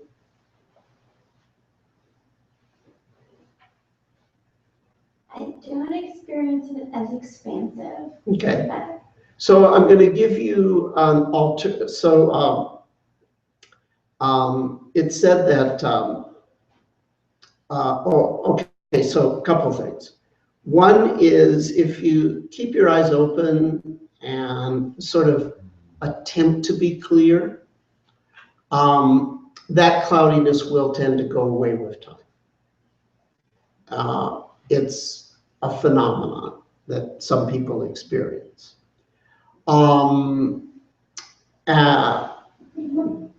So that's one way to look at it. So just like keep your eyes open and try to be as clear as you can. That's how we're going to look at it if we look at it as a problem that will usually eventually clears up. So loss of sensory clarity. It's one way to look at it. Now, I don't know if have you ever studied traditional Buddhist teachings at all? Looked into that at all? I've done some more like Hindu, but Okay. a little bit of it. Well, okay. Well, there's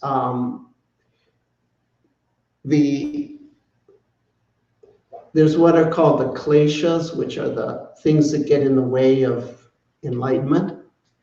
And the three fundamental kleshas are raga, dvesha, moha. That means craving, aversion, and unconsciousness. So as we, in one paradigm, one way of thinking. This is just one way of thinking. I'm going to give you another one in a minute.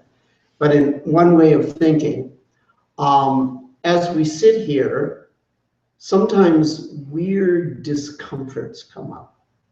Weird discomforts.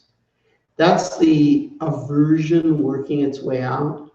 So you just sort of accept that, and you get a sense you're being cleaned out by accepting those weird discomforts. But sometimes as we are doing practice, like really unusual forms of pleasure arise that you haven't experienced before.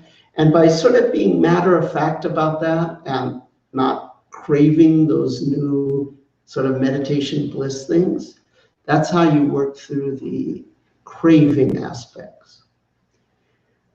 And then sometimes a nebulosity arises and you just can't make contact with your senses. And that's looked upon as the unconsciousness working its way out. And the suggestion in traditional Buddhism for that is, well, you treat it the same as the new pleasures and the new pains. It's just the non-integration or unconsciousness habit that's deep down is percolating up to the surface, manifesting tangibly as this nebulosity. And you just keep practicing, have equanimity with it. And just like the pains eventually break up and the pleasure doesn't go away, but it turns into a kind of flowing energy. So at some point that nebulosity or unconsciousness sort of dissipates. And you get a sense that something got released deep down because of your willingness to be patient with it. So that's one way to think about the phenomenon that you're reporting. And that's the way to think about it if we think that it's a problem. So a good doctor can cure your problems, but only an extraordinary doctor can show you you never really had a problem. There's another way to think about it, okay? You're actually being pulled into a no self or liberation from self.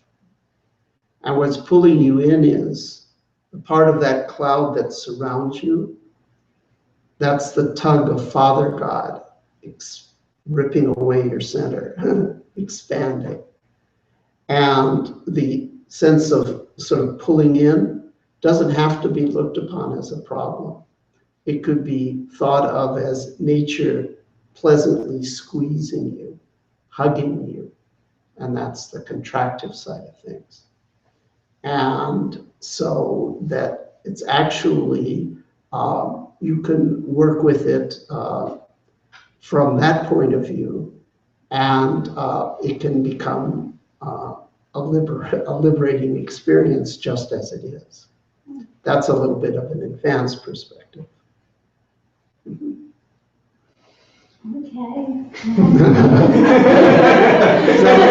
Is that a bit much to digest? Let me just assure you, you are not the first person to report that cloudiness to me, or the 10th person, or the 100th person. That's why I have this whole discussion all ready to go, right? You just put the nickel in and you know exactly what to say. It's a well-known phenomenon. Okay? It's not distinctive to you. It happens actually to very advanced meditators sometimes. They'll go through a phase where suddenly everything's just that. Okay, good, yes. I'm Jessica. I find that when I have a really interesting experience, I have this strong attraction to wanting to explain it to myself or thinking about how to explain it to other people. And that sort of ironically takes me out of the experience. And I guess it's like working with anything else that you're sort of attracted to while you're working, but do you have any suggestions? That's a very common report. And in a sense, it may not be a problem. It's just a natural thing to want to have a clear way to think about what's happening. So what I do is I write it down. That's why you'll never see me without a notebook. I write those little insights down, and then now I won't forget it. And then I can go back. And don't worry, anything that's significant that you experience once, if you continue practice, it's going to come back. You didn't like lose your one chance to, whatever. Yes. I'd like to ask a big picture question, like how do you make the choice out of these several techniques or types of techniques, which one is the right one at a given moment? Well, I have some general guidelines that I give to people. Now, one thing you can do is just, more or less stay with one procedure, and then you don't have to make choices. But if you have several ways of focusing, and so there is an issue of, well, which one am I going to do? I would say I have a sort of standard phraseology, which would be you want to make your choice motivated by interest, opportunity, and necessity. So keep it interesting. We want it to be, you're reading the book of your own reality. We want it to be a page turner, okay? It's okay to make a selection that keeps it interesting for you. So that's interest. Opportunity, sometimes these windows open. I've already described several windows of opportunity for people that they thought were walls that actually were windows. So if an opportunity presents itself like, wow, for my whole life, everything's been solid, but today when I sit down, everything is just like wavy, well, maybe that's an opportunity to explore impermanence or something. And then there's necessity. I want to focus on my breath, but unfortunately, they're digging up the street with jackhammers outside. And there's nothing but the sound and my irritation. And when I try to focus on my breath, it's simply impossible. Well, now necessity has dictated. So my phrase, to summarize it, is it's okay, you want to make decisions motivated by interest, opportunity, and necessity. Those are valid criteria. What you want to avoid is changing things driven by craving, aversion, and unconsciousness, the three kleshas. Okay, so it's like, this isn't doing it for me. I'll try this other thing. Oh, no, I'm bored with that. Well, let's try this other thing. So now craving and aversion are entering in strongly to the process, and you're just jumping around like crazy. And then you sit down and you start with a mantra, and you end up counting your breath, and you don't know when you changed or why. That was a shift that was driven by unconsciousness. So you want to make your decisions motivated by interest, opportunity, necessity, and not driven by craving, aversion, and unconsciousness. Now, those are actually 6 general principles if you listen carefully. However, those 6 things are not the most important thing.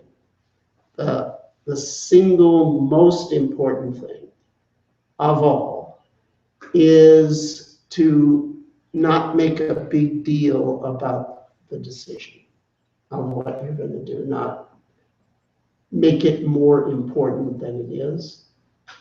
And what helps you do that is to realize that every single focus procedure develops exactly the same core skills. They may do so in different ways, but one way or another, we can explicitly state this, and you will often hear me during guidance, explicitly state, this procedure develops concentration this way. This procedure develops sensory clarity this way. This procedure develops equanimity this way. And because, or to the extent that you sort of keep your eye on the ball and realize that whatever the quote technique is, it will, you're essentially, they're all doing the same thing. So from that perspective, the idiom in English is, it's not a big deal, okay? Yeah, it doesn't, it doesn't matter so much because they're doing the same thing. And so that then, I can't give you an exact algorithm, okay, you should always do this, always do this. I can give you those general guidelines, and that last point is the most important. Basically, we're in the habit of being confused. It's just, by we, I mean me and all human beings. We're in the habit of being confused. And daily life, we've got a gazillion things to be confused about. But when we simplify into meditation, the only thing left to be confused about is how to meditate. And so all the habits of being confused now get focused on, should I be doing this or should I be doing that, et cetera, et cetera. So that's why that point, that last point is the most important, I would say. Okay, so the general guidelines. Okay, wow, well, that's been good. Lots of things to bring up. So, okay, let's do some more practice.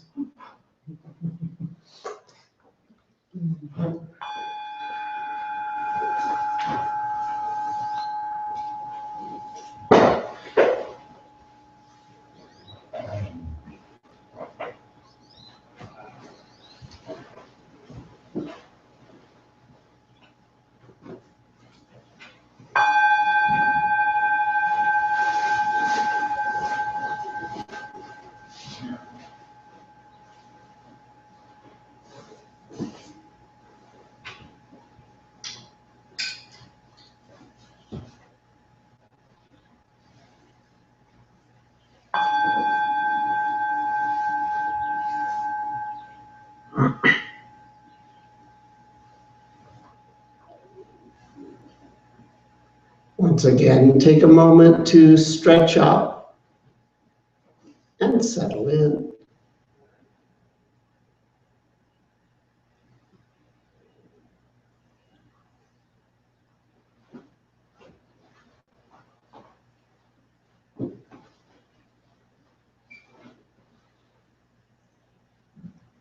We're going to go back to noting everything. You'll recall the instructions.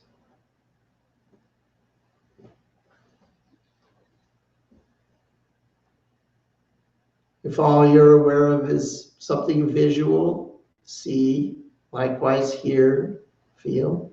If two or all three call at the same time, just choose one to note. It doesn't matter which.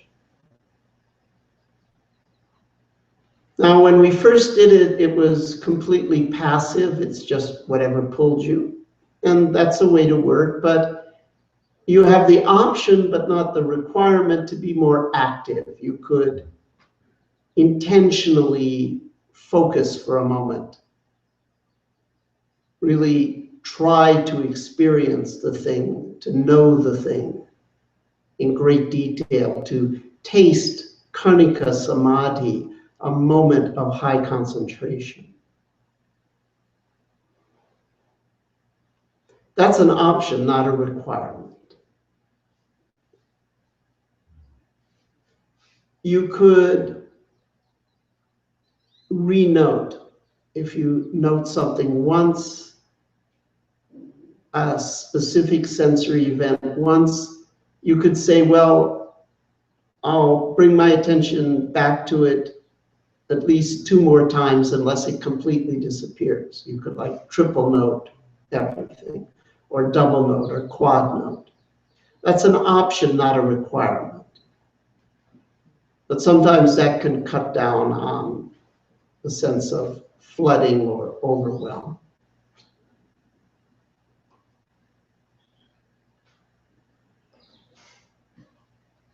Sometimes all or part of what you're focusing on will disappear.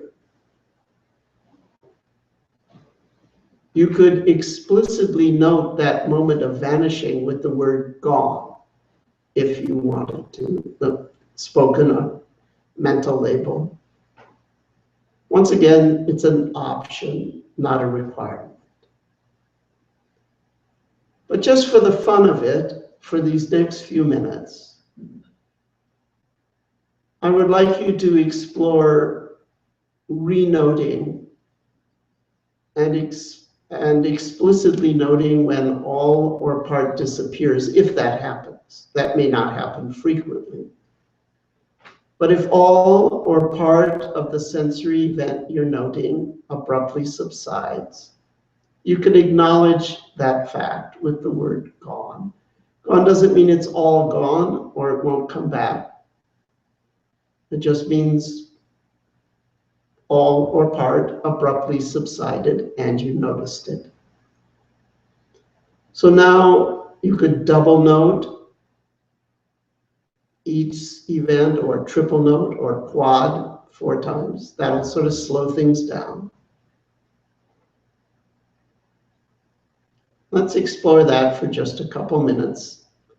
In general, you don't have to do that. It's one of the options, but sometimes it can be helpful.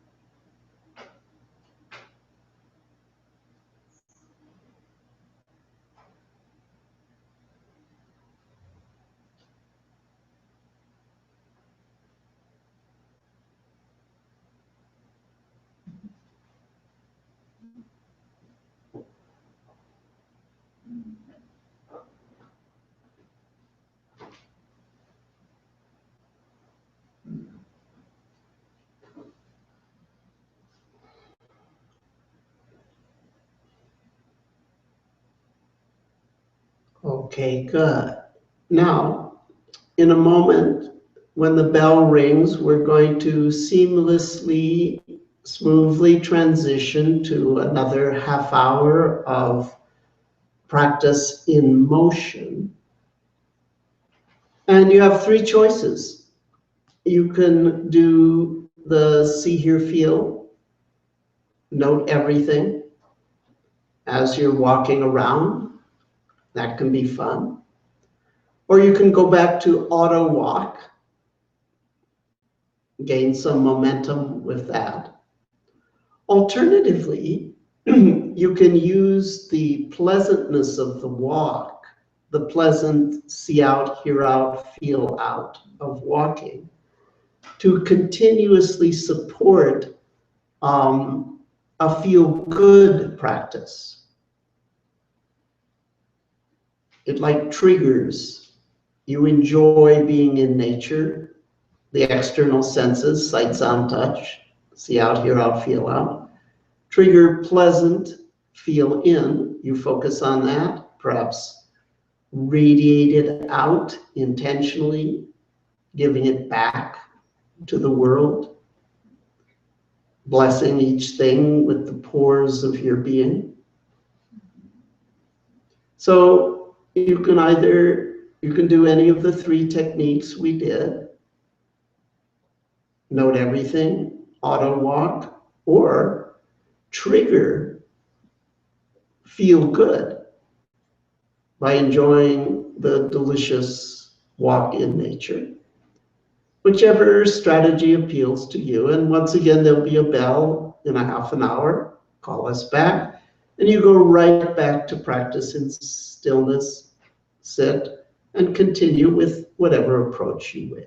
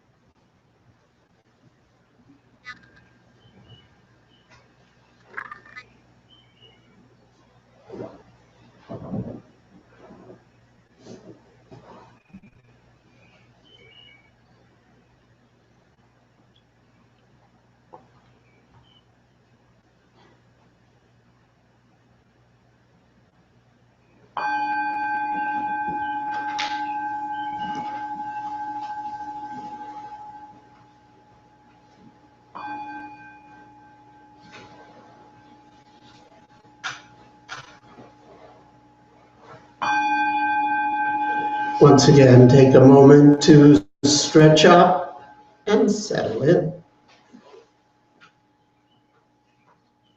Remember, you can move anytime you want. Some of our sits a little bit on the longish side. It's okay to move, stand in place, and so forth. Anytime you want. Now we're going to explore some little bit more specialized way of working. Bring your attention to your body, but we're going to concentrate in an expansive way. Try to cover your whole body with awareness at once. Now, that may be a little bit challenging, and that's okay. We'll see in a minute how that's going to work. When we say concentration, often the assumption is that we're focusing on something spatially narrow. But there's a whole other flavor of concentration, which is expansive, where you hold a large object, say the whole outline of your body at once. Now, usually, when we do that, we lose detail about the specifics of that object, and that's okay. Actually, it's even good, because our interest is in a different kind of clarity. We're trying to get a clear perception of the whole sensory space at once as an integrated entity. So to the best of your ability, see if you can see if you can contact the right side of your body and the left, the front and the back, the top half and the bottom half, as much as possible simultaneously.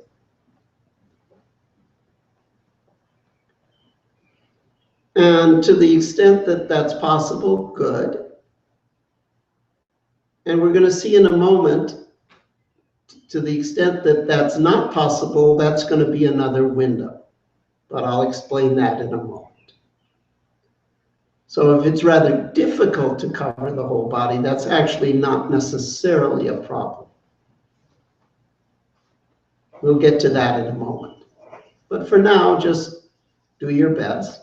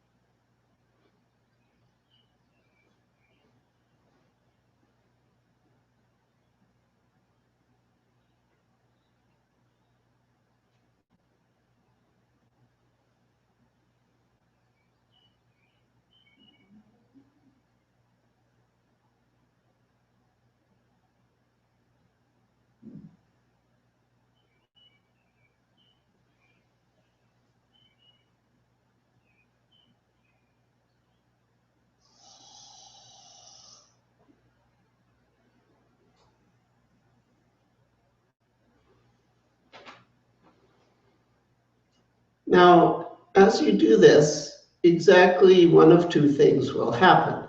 And they're both good. They're both useful. You may be able to sort of hold this. Great. However, it's entirely possible, in fact, quite common, that you'll notice that there'll be dropouts. It's like sensation sort of evaporates for a moment on the right, or on top or below or in front or behind or on the left. And then if you sort of zoom out and reestablish contact, then you get that more sense of covering the whole surface of your body. But then no sooner do you do that, but something sort of collapses in here or there. And then you sort of zoom out and recover it. Now that sense that in random ways, there's sort of like, it's not really uniform, but sort of collapses, and then you reestablish contact. That is not at all a problem. In fact, that is a huge insight into something we call impermanence.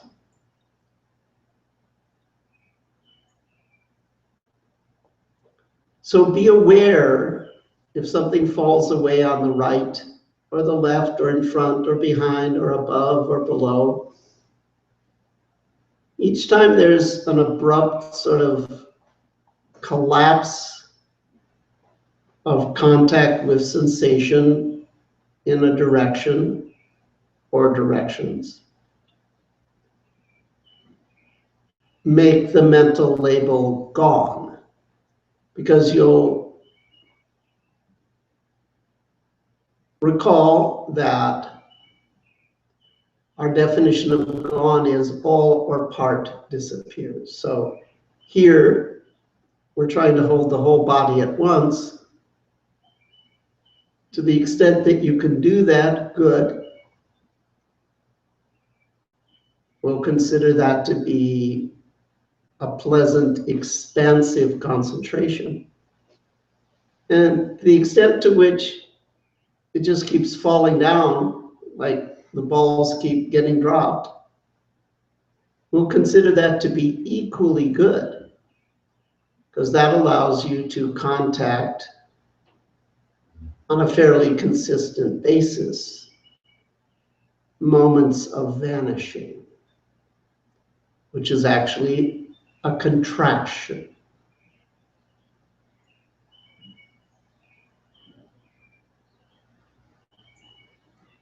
So you may mostly be aware of expansion. It's all even, perhaps even spherical. Or you may be mostly aware of contraction. It never really holds firm around the boundary. Or you may be aware of both. In some sense, you're sort of holding the space, but in another way, there's constant goning. It's all good. These are the two sides of space. The expansive side and the contractive side.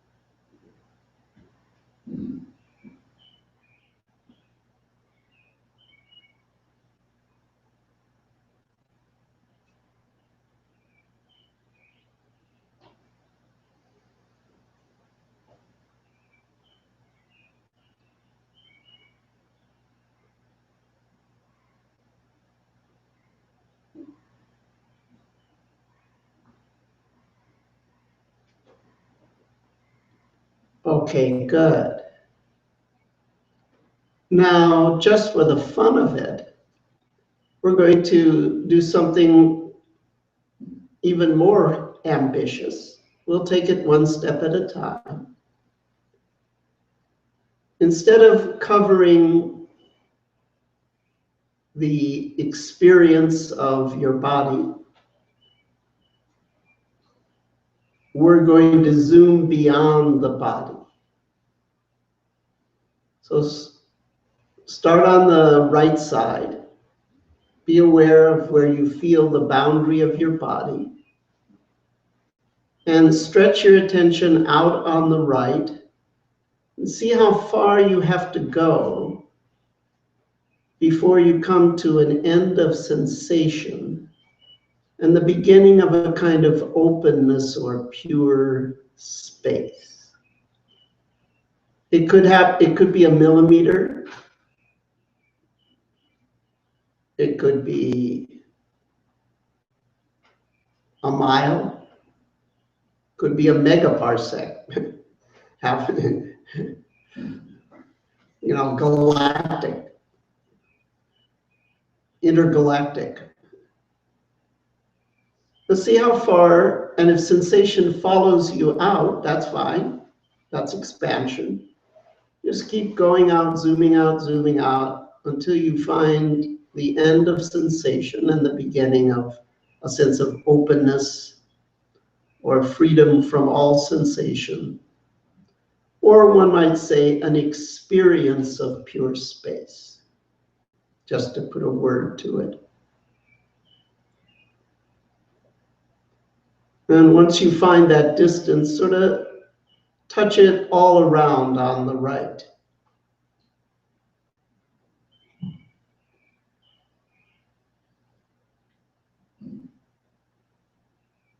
As though it were 1/6 of a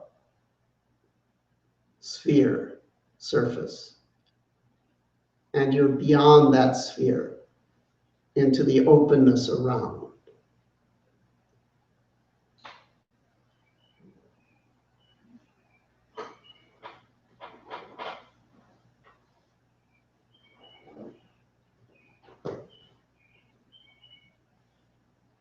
And now let go of that and do the same on the left side.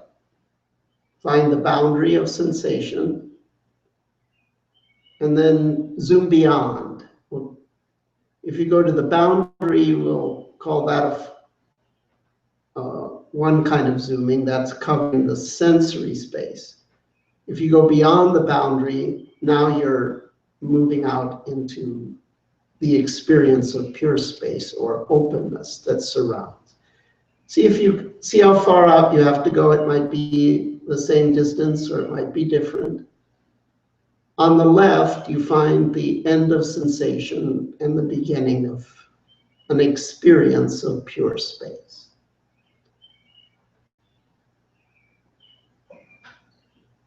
Of course, we're dealing with an experience. We're not trying to solve some physics problem about the nature of space. It's an experience. It's a sensory exploration.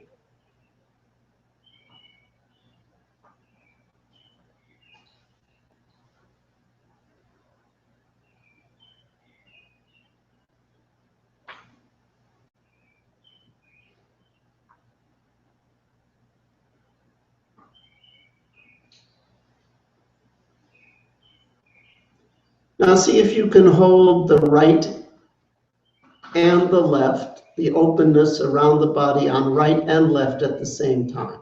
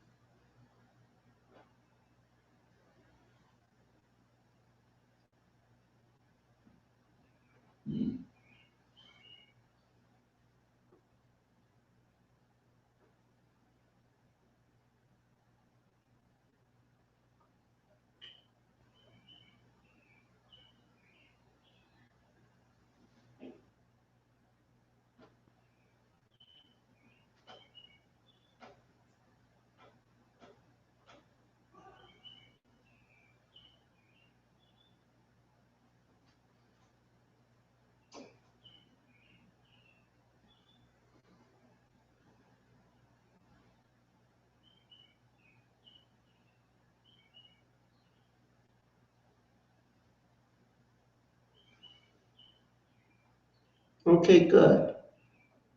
Now spread your attention out in front of your body till you come to the end of sensation and the beginning of openness in the front, and do the same in the back at the same time if you can.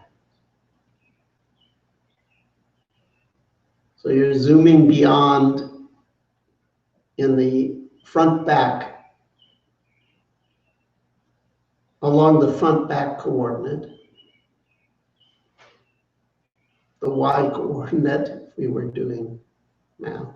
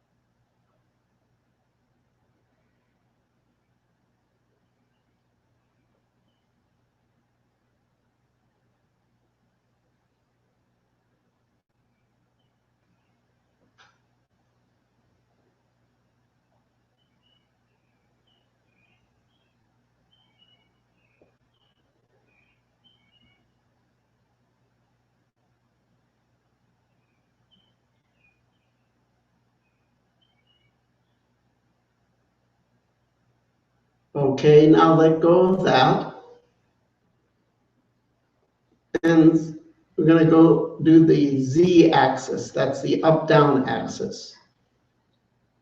Try to sort of spread your attention above your head and below your legs, rump, and so forth, and feet. So you sort of have the space above and below at the same time, roughly.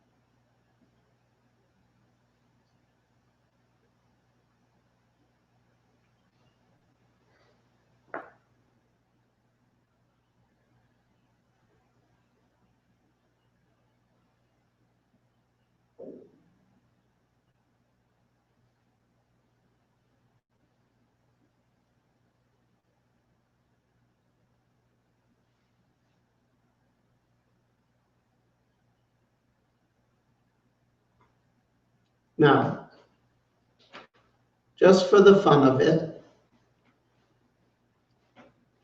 see if you can spread the attention beyond the boundaries of your body in all 6 directions at more or less the same time. Right, left, front, back, top, bottom. Try to come to a contact with a kind of openness that surrounds your body experience of sensation. That openness may just be a thin shell, a few millimeters or a few centimeters. Or it might be a vast expanse that seems to be endless space. Or it could be anything in between. There's no preference. We'll call this option zooming beyond. To zoom means, in my system, to control the direction and spatial extent of your attention. That's all it means.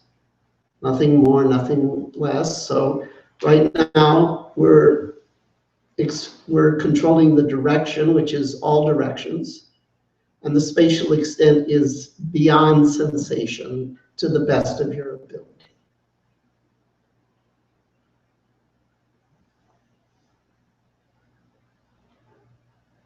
Remember that when you do an expansive concentration like this, there is often a tendency to lose detail.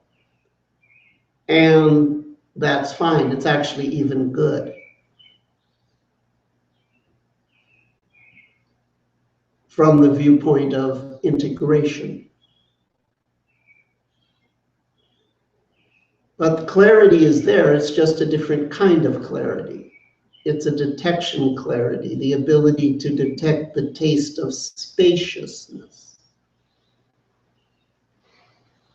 The one taste.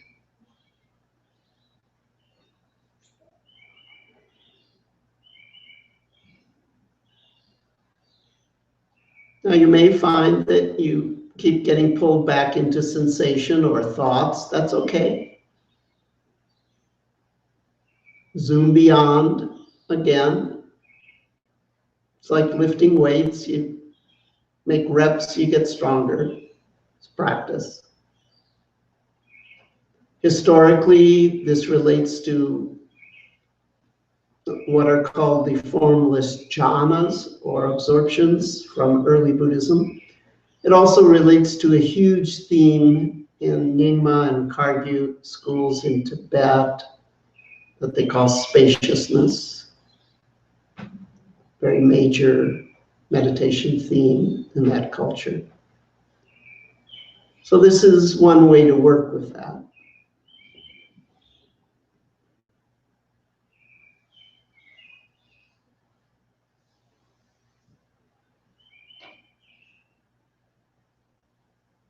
It also relates to the dialectical philosophy of yang and yin, expansion and contraction. Clearly, this is the expansive side.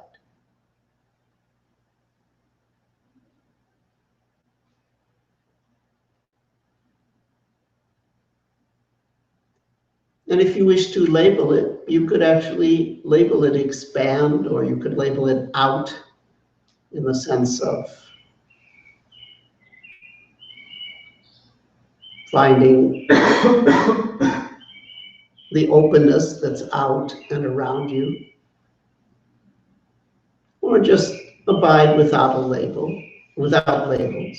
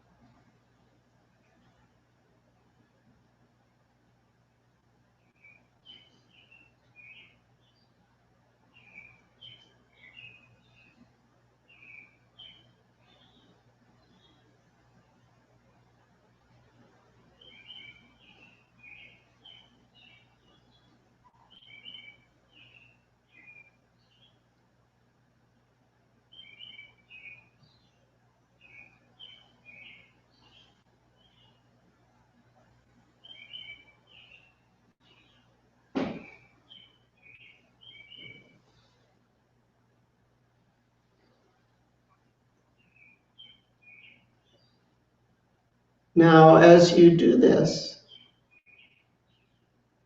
you might notice that there's constant collapsings, like before.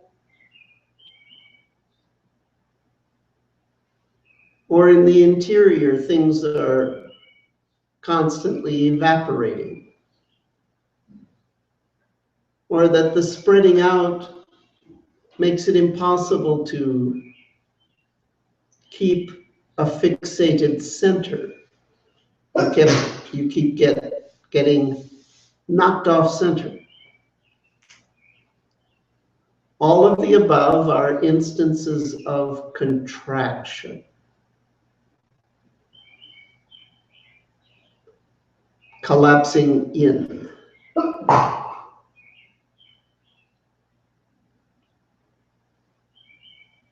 If you wished, you could label that contraction, or in the sense of collapsing in.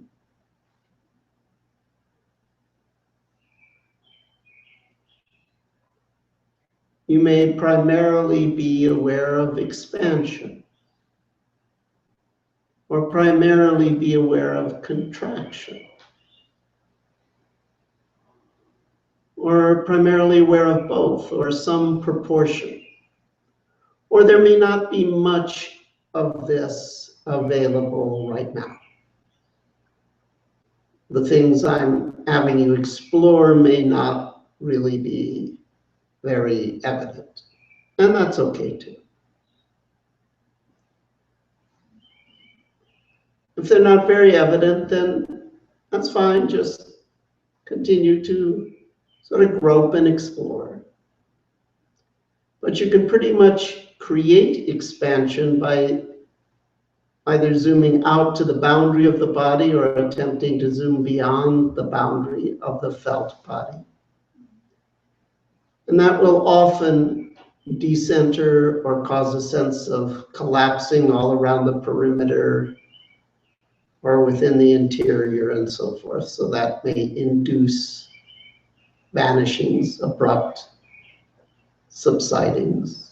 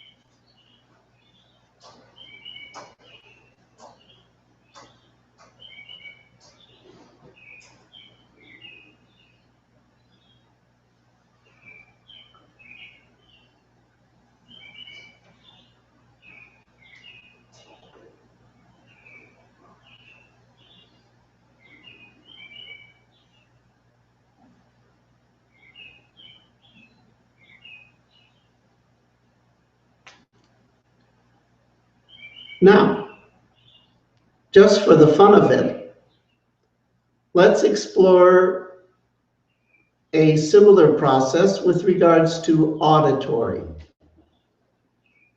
Bring your attention to talk space in your head and or at your ears, where you would tend to hear mental talk if it were to occur. Talk space is in the center of auditory space. Include talk space in your awareness, but also move out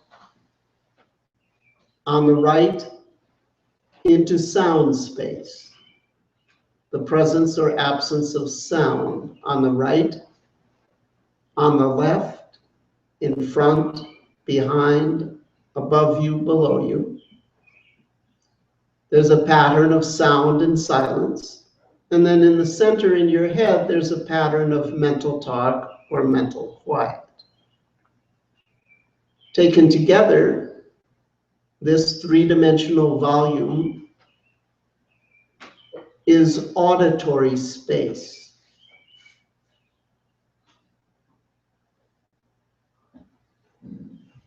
Now try to either hold the attention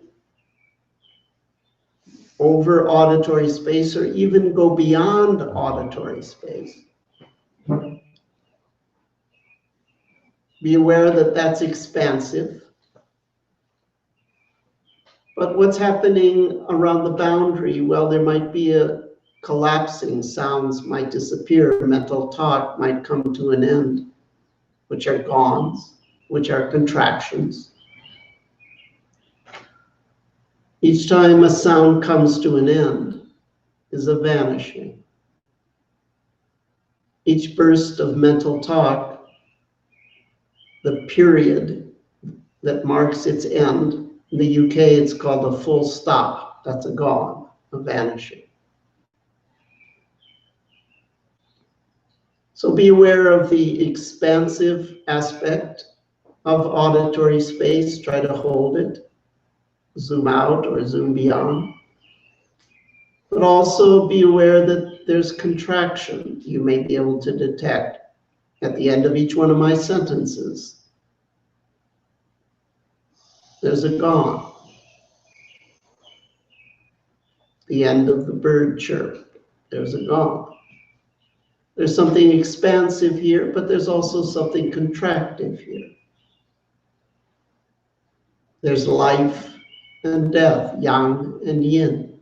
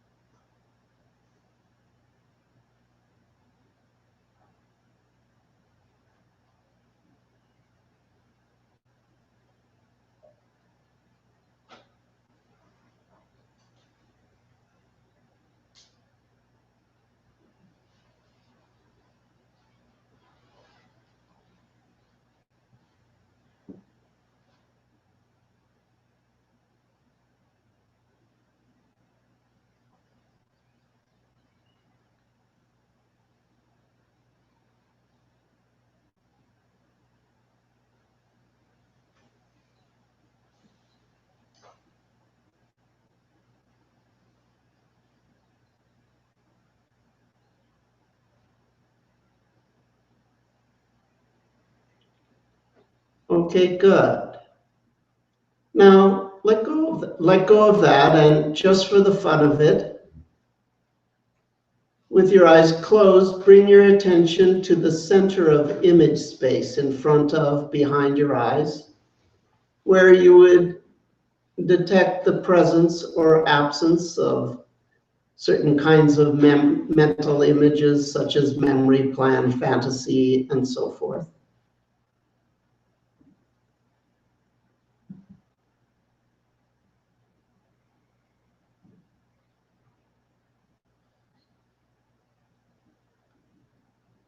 And keep contact with that, but also now slightly open your eyes.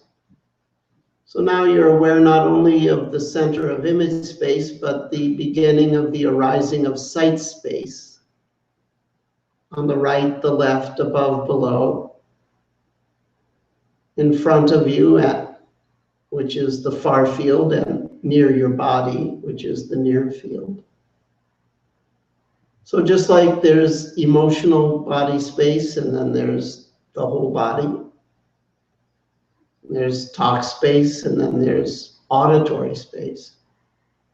There's image space, and then there's the totality of visual space, which includes external sight space as well. And now, open your eyes either partially or fully, whichever you prefer,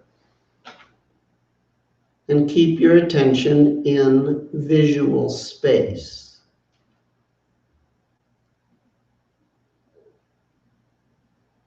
And spread your attention to the boundaries of visual space.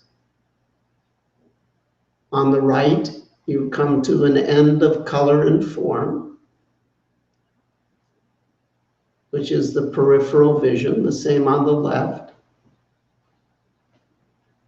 The near field, you could see your own body, but then you don't see anything behind that. You might have a mental image, but then zoom out behind that. The far field is the wall or the window or the horizon or the sky. In this case, it's the building. And then you don't see anything beyond that. You might have an image of what's beyond that, but then zoom out to be beyond even that image. And I know if you've never tried anything like this, it's pretty challenging, but just for the fun of it, either hold the totality of visual space around the perimeter, or see if you can find the pure space around the space of color and form.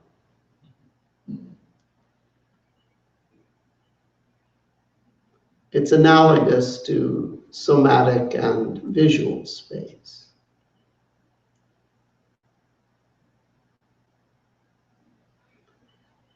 If you're able to contact that somewhat, that's expansion. That's embracing the visual world from the outside. What you may notice around the perimeter or in the interior, things sort of pop in and out of existence. The collapsing out of existence is gone, that's contraction.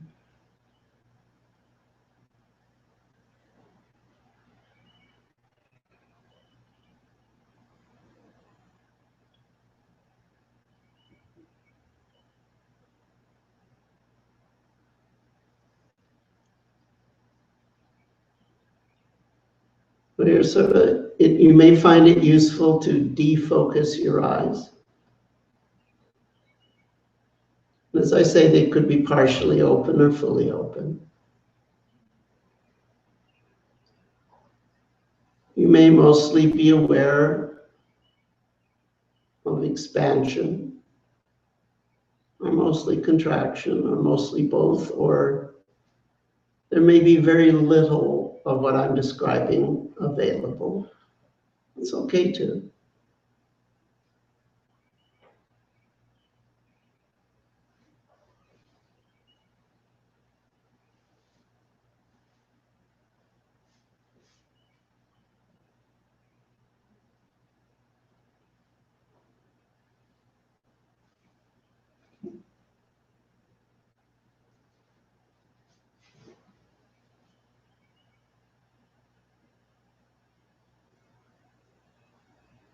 Clearly, this involves equanimity, of letting go of involvement with color and form.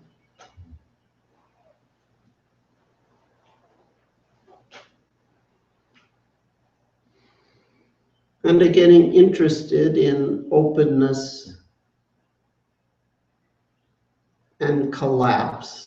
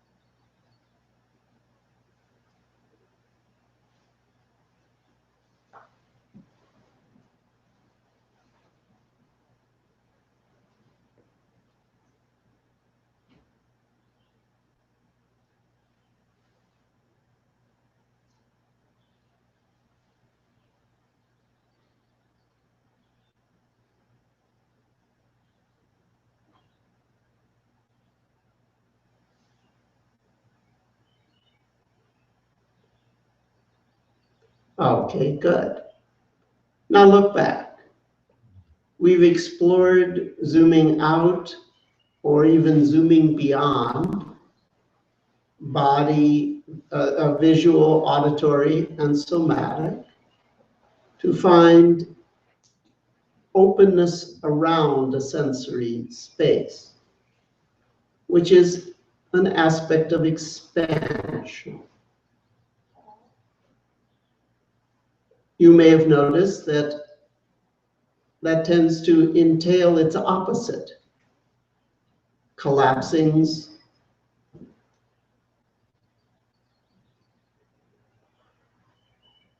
or decentering, which is an aspect of contraction.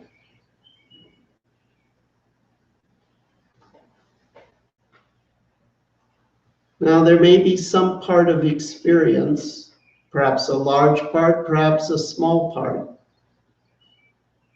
where either expansion or contraction or both are available. Maybe you have a lot of mental talk. Well, if you have a lot of sentences, you have a lot of periods, so contraction, gone, is available there. Or with the external sounds,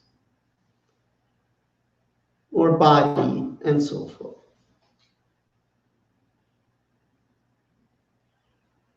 We're going to explore expansion, contraction as a transcending form technique.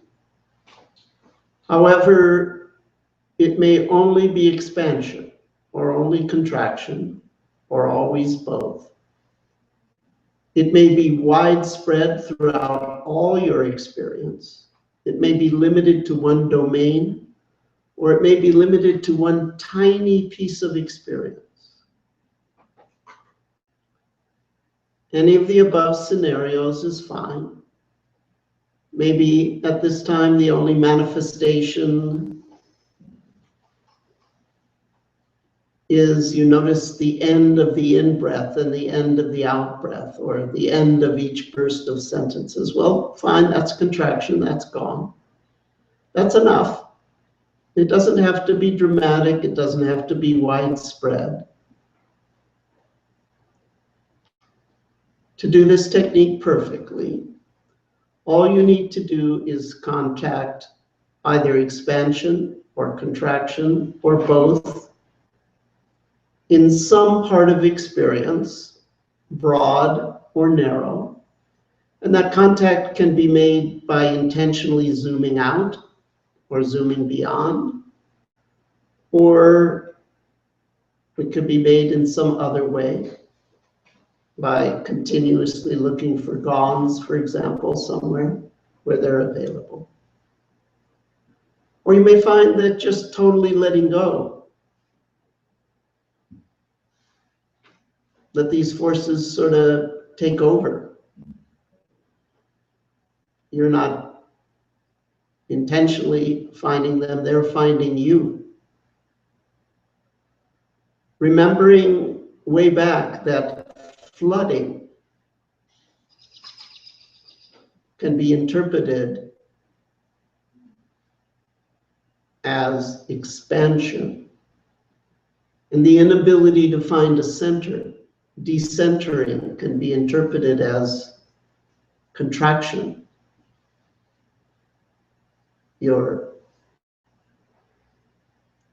There's no place to hold it. As soon as you hold a place, it gets ripped away from you.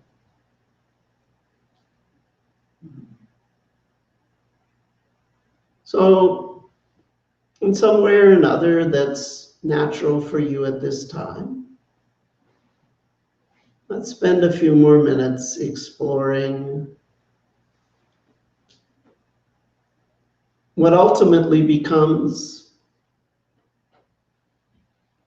a release of everything.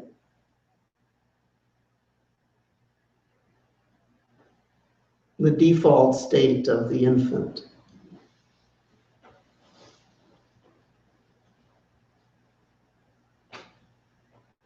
Embraced by its formless parents.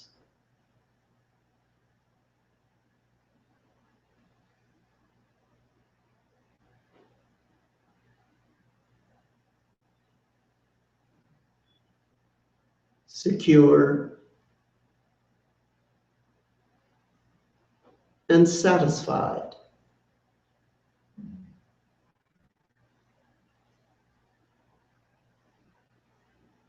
By the embrace of cosmic love.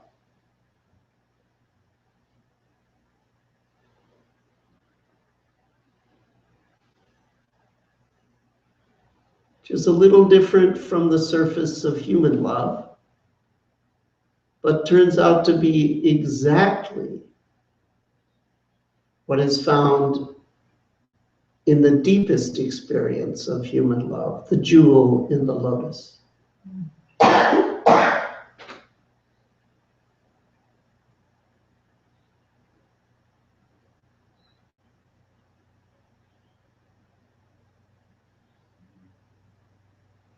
Sungjuk, they call it in Tibetan, Yugananta.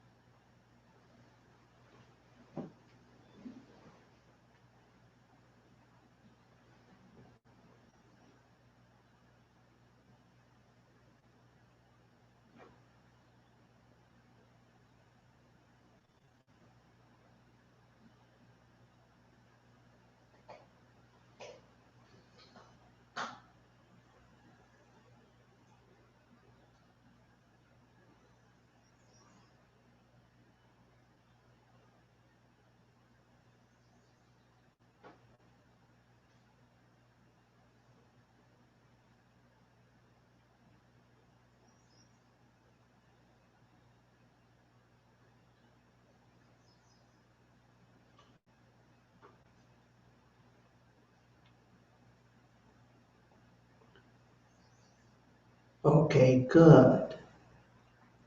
Now, look back.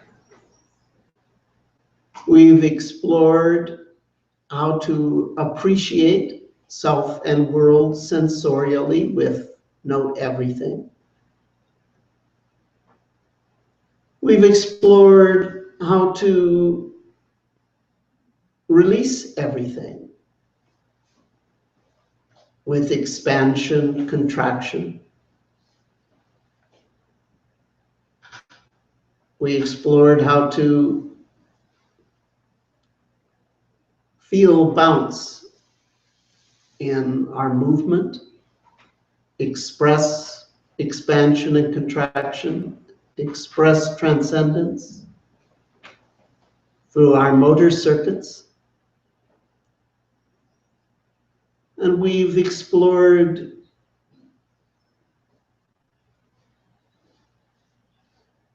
nurturing loving kindness as a go-to emotion.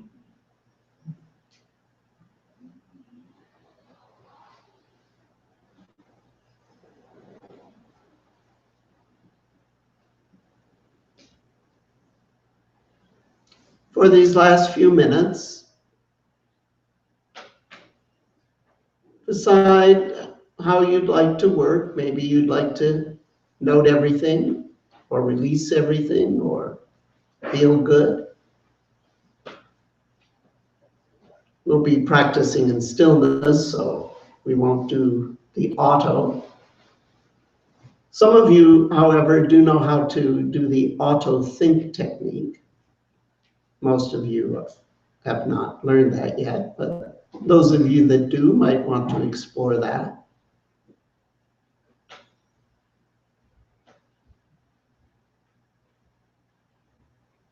So whatever appeals to you.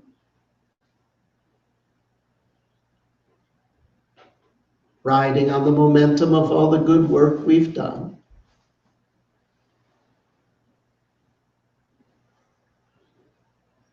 Appreciate, transcend, express, spontaneity, or nurture positivity. 4 quadrants of training, it's all good.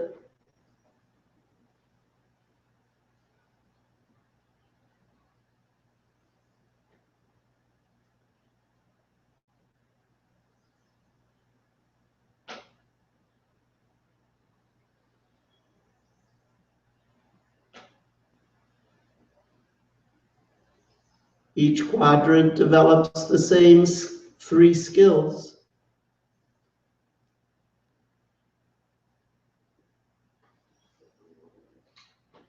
And those 3 skills, concentration, clarity, and equanimity, are key factors for optimizing the 5 goals. Reduce suffering, elevate fulfillment, know yourself at all levels. Foster skillful action, and ultimately find service, a place of service from a place of love, the ultimate application.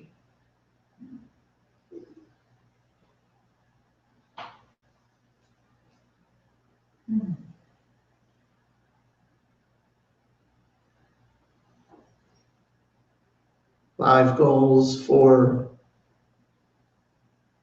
basic ways to train, 3 fundamental skills, and 2 sides.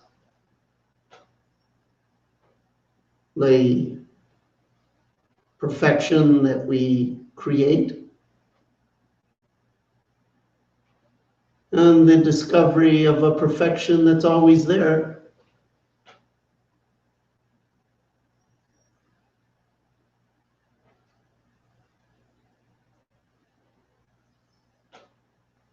And equipped with this conceptual map,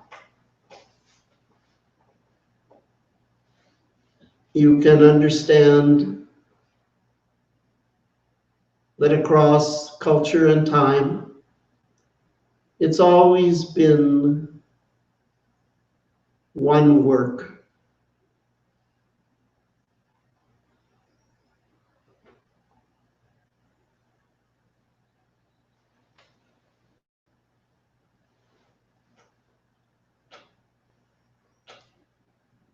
Coming from one love. And ultimately expressing that one love.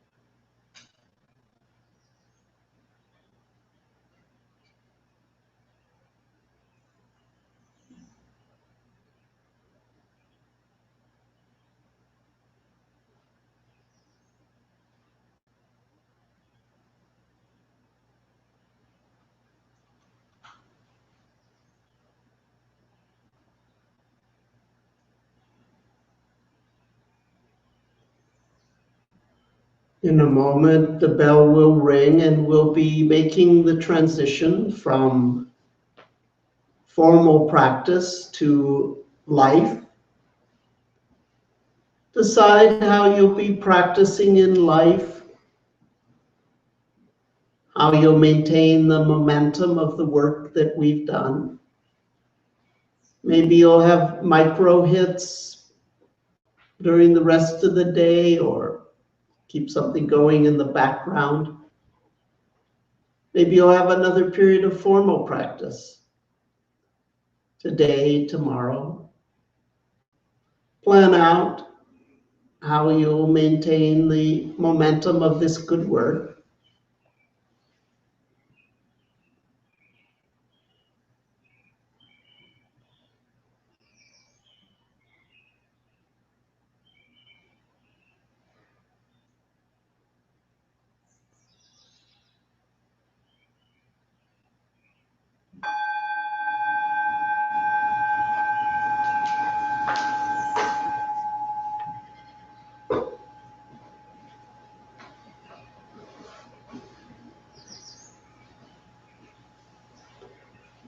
Couple reminders, if you're going to be operating heavy machinery,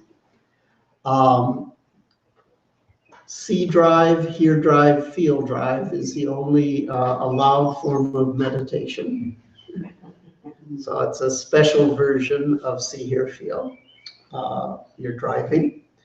And there's going to be, in about a half hour, people who wish will come back here if you're going to be staying on beyond that time.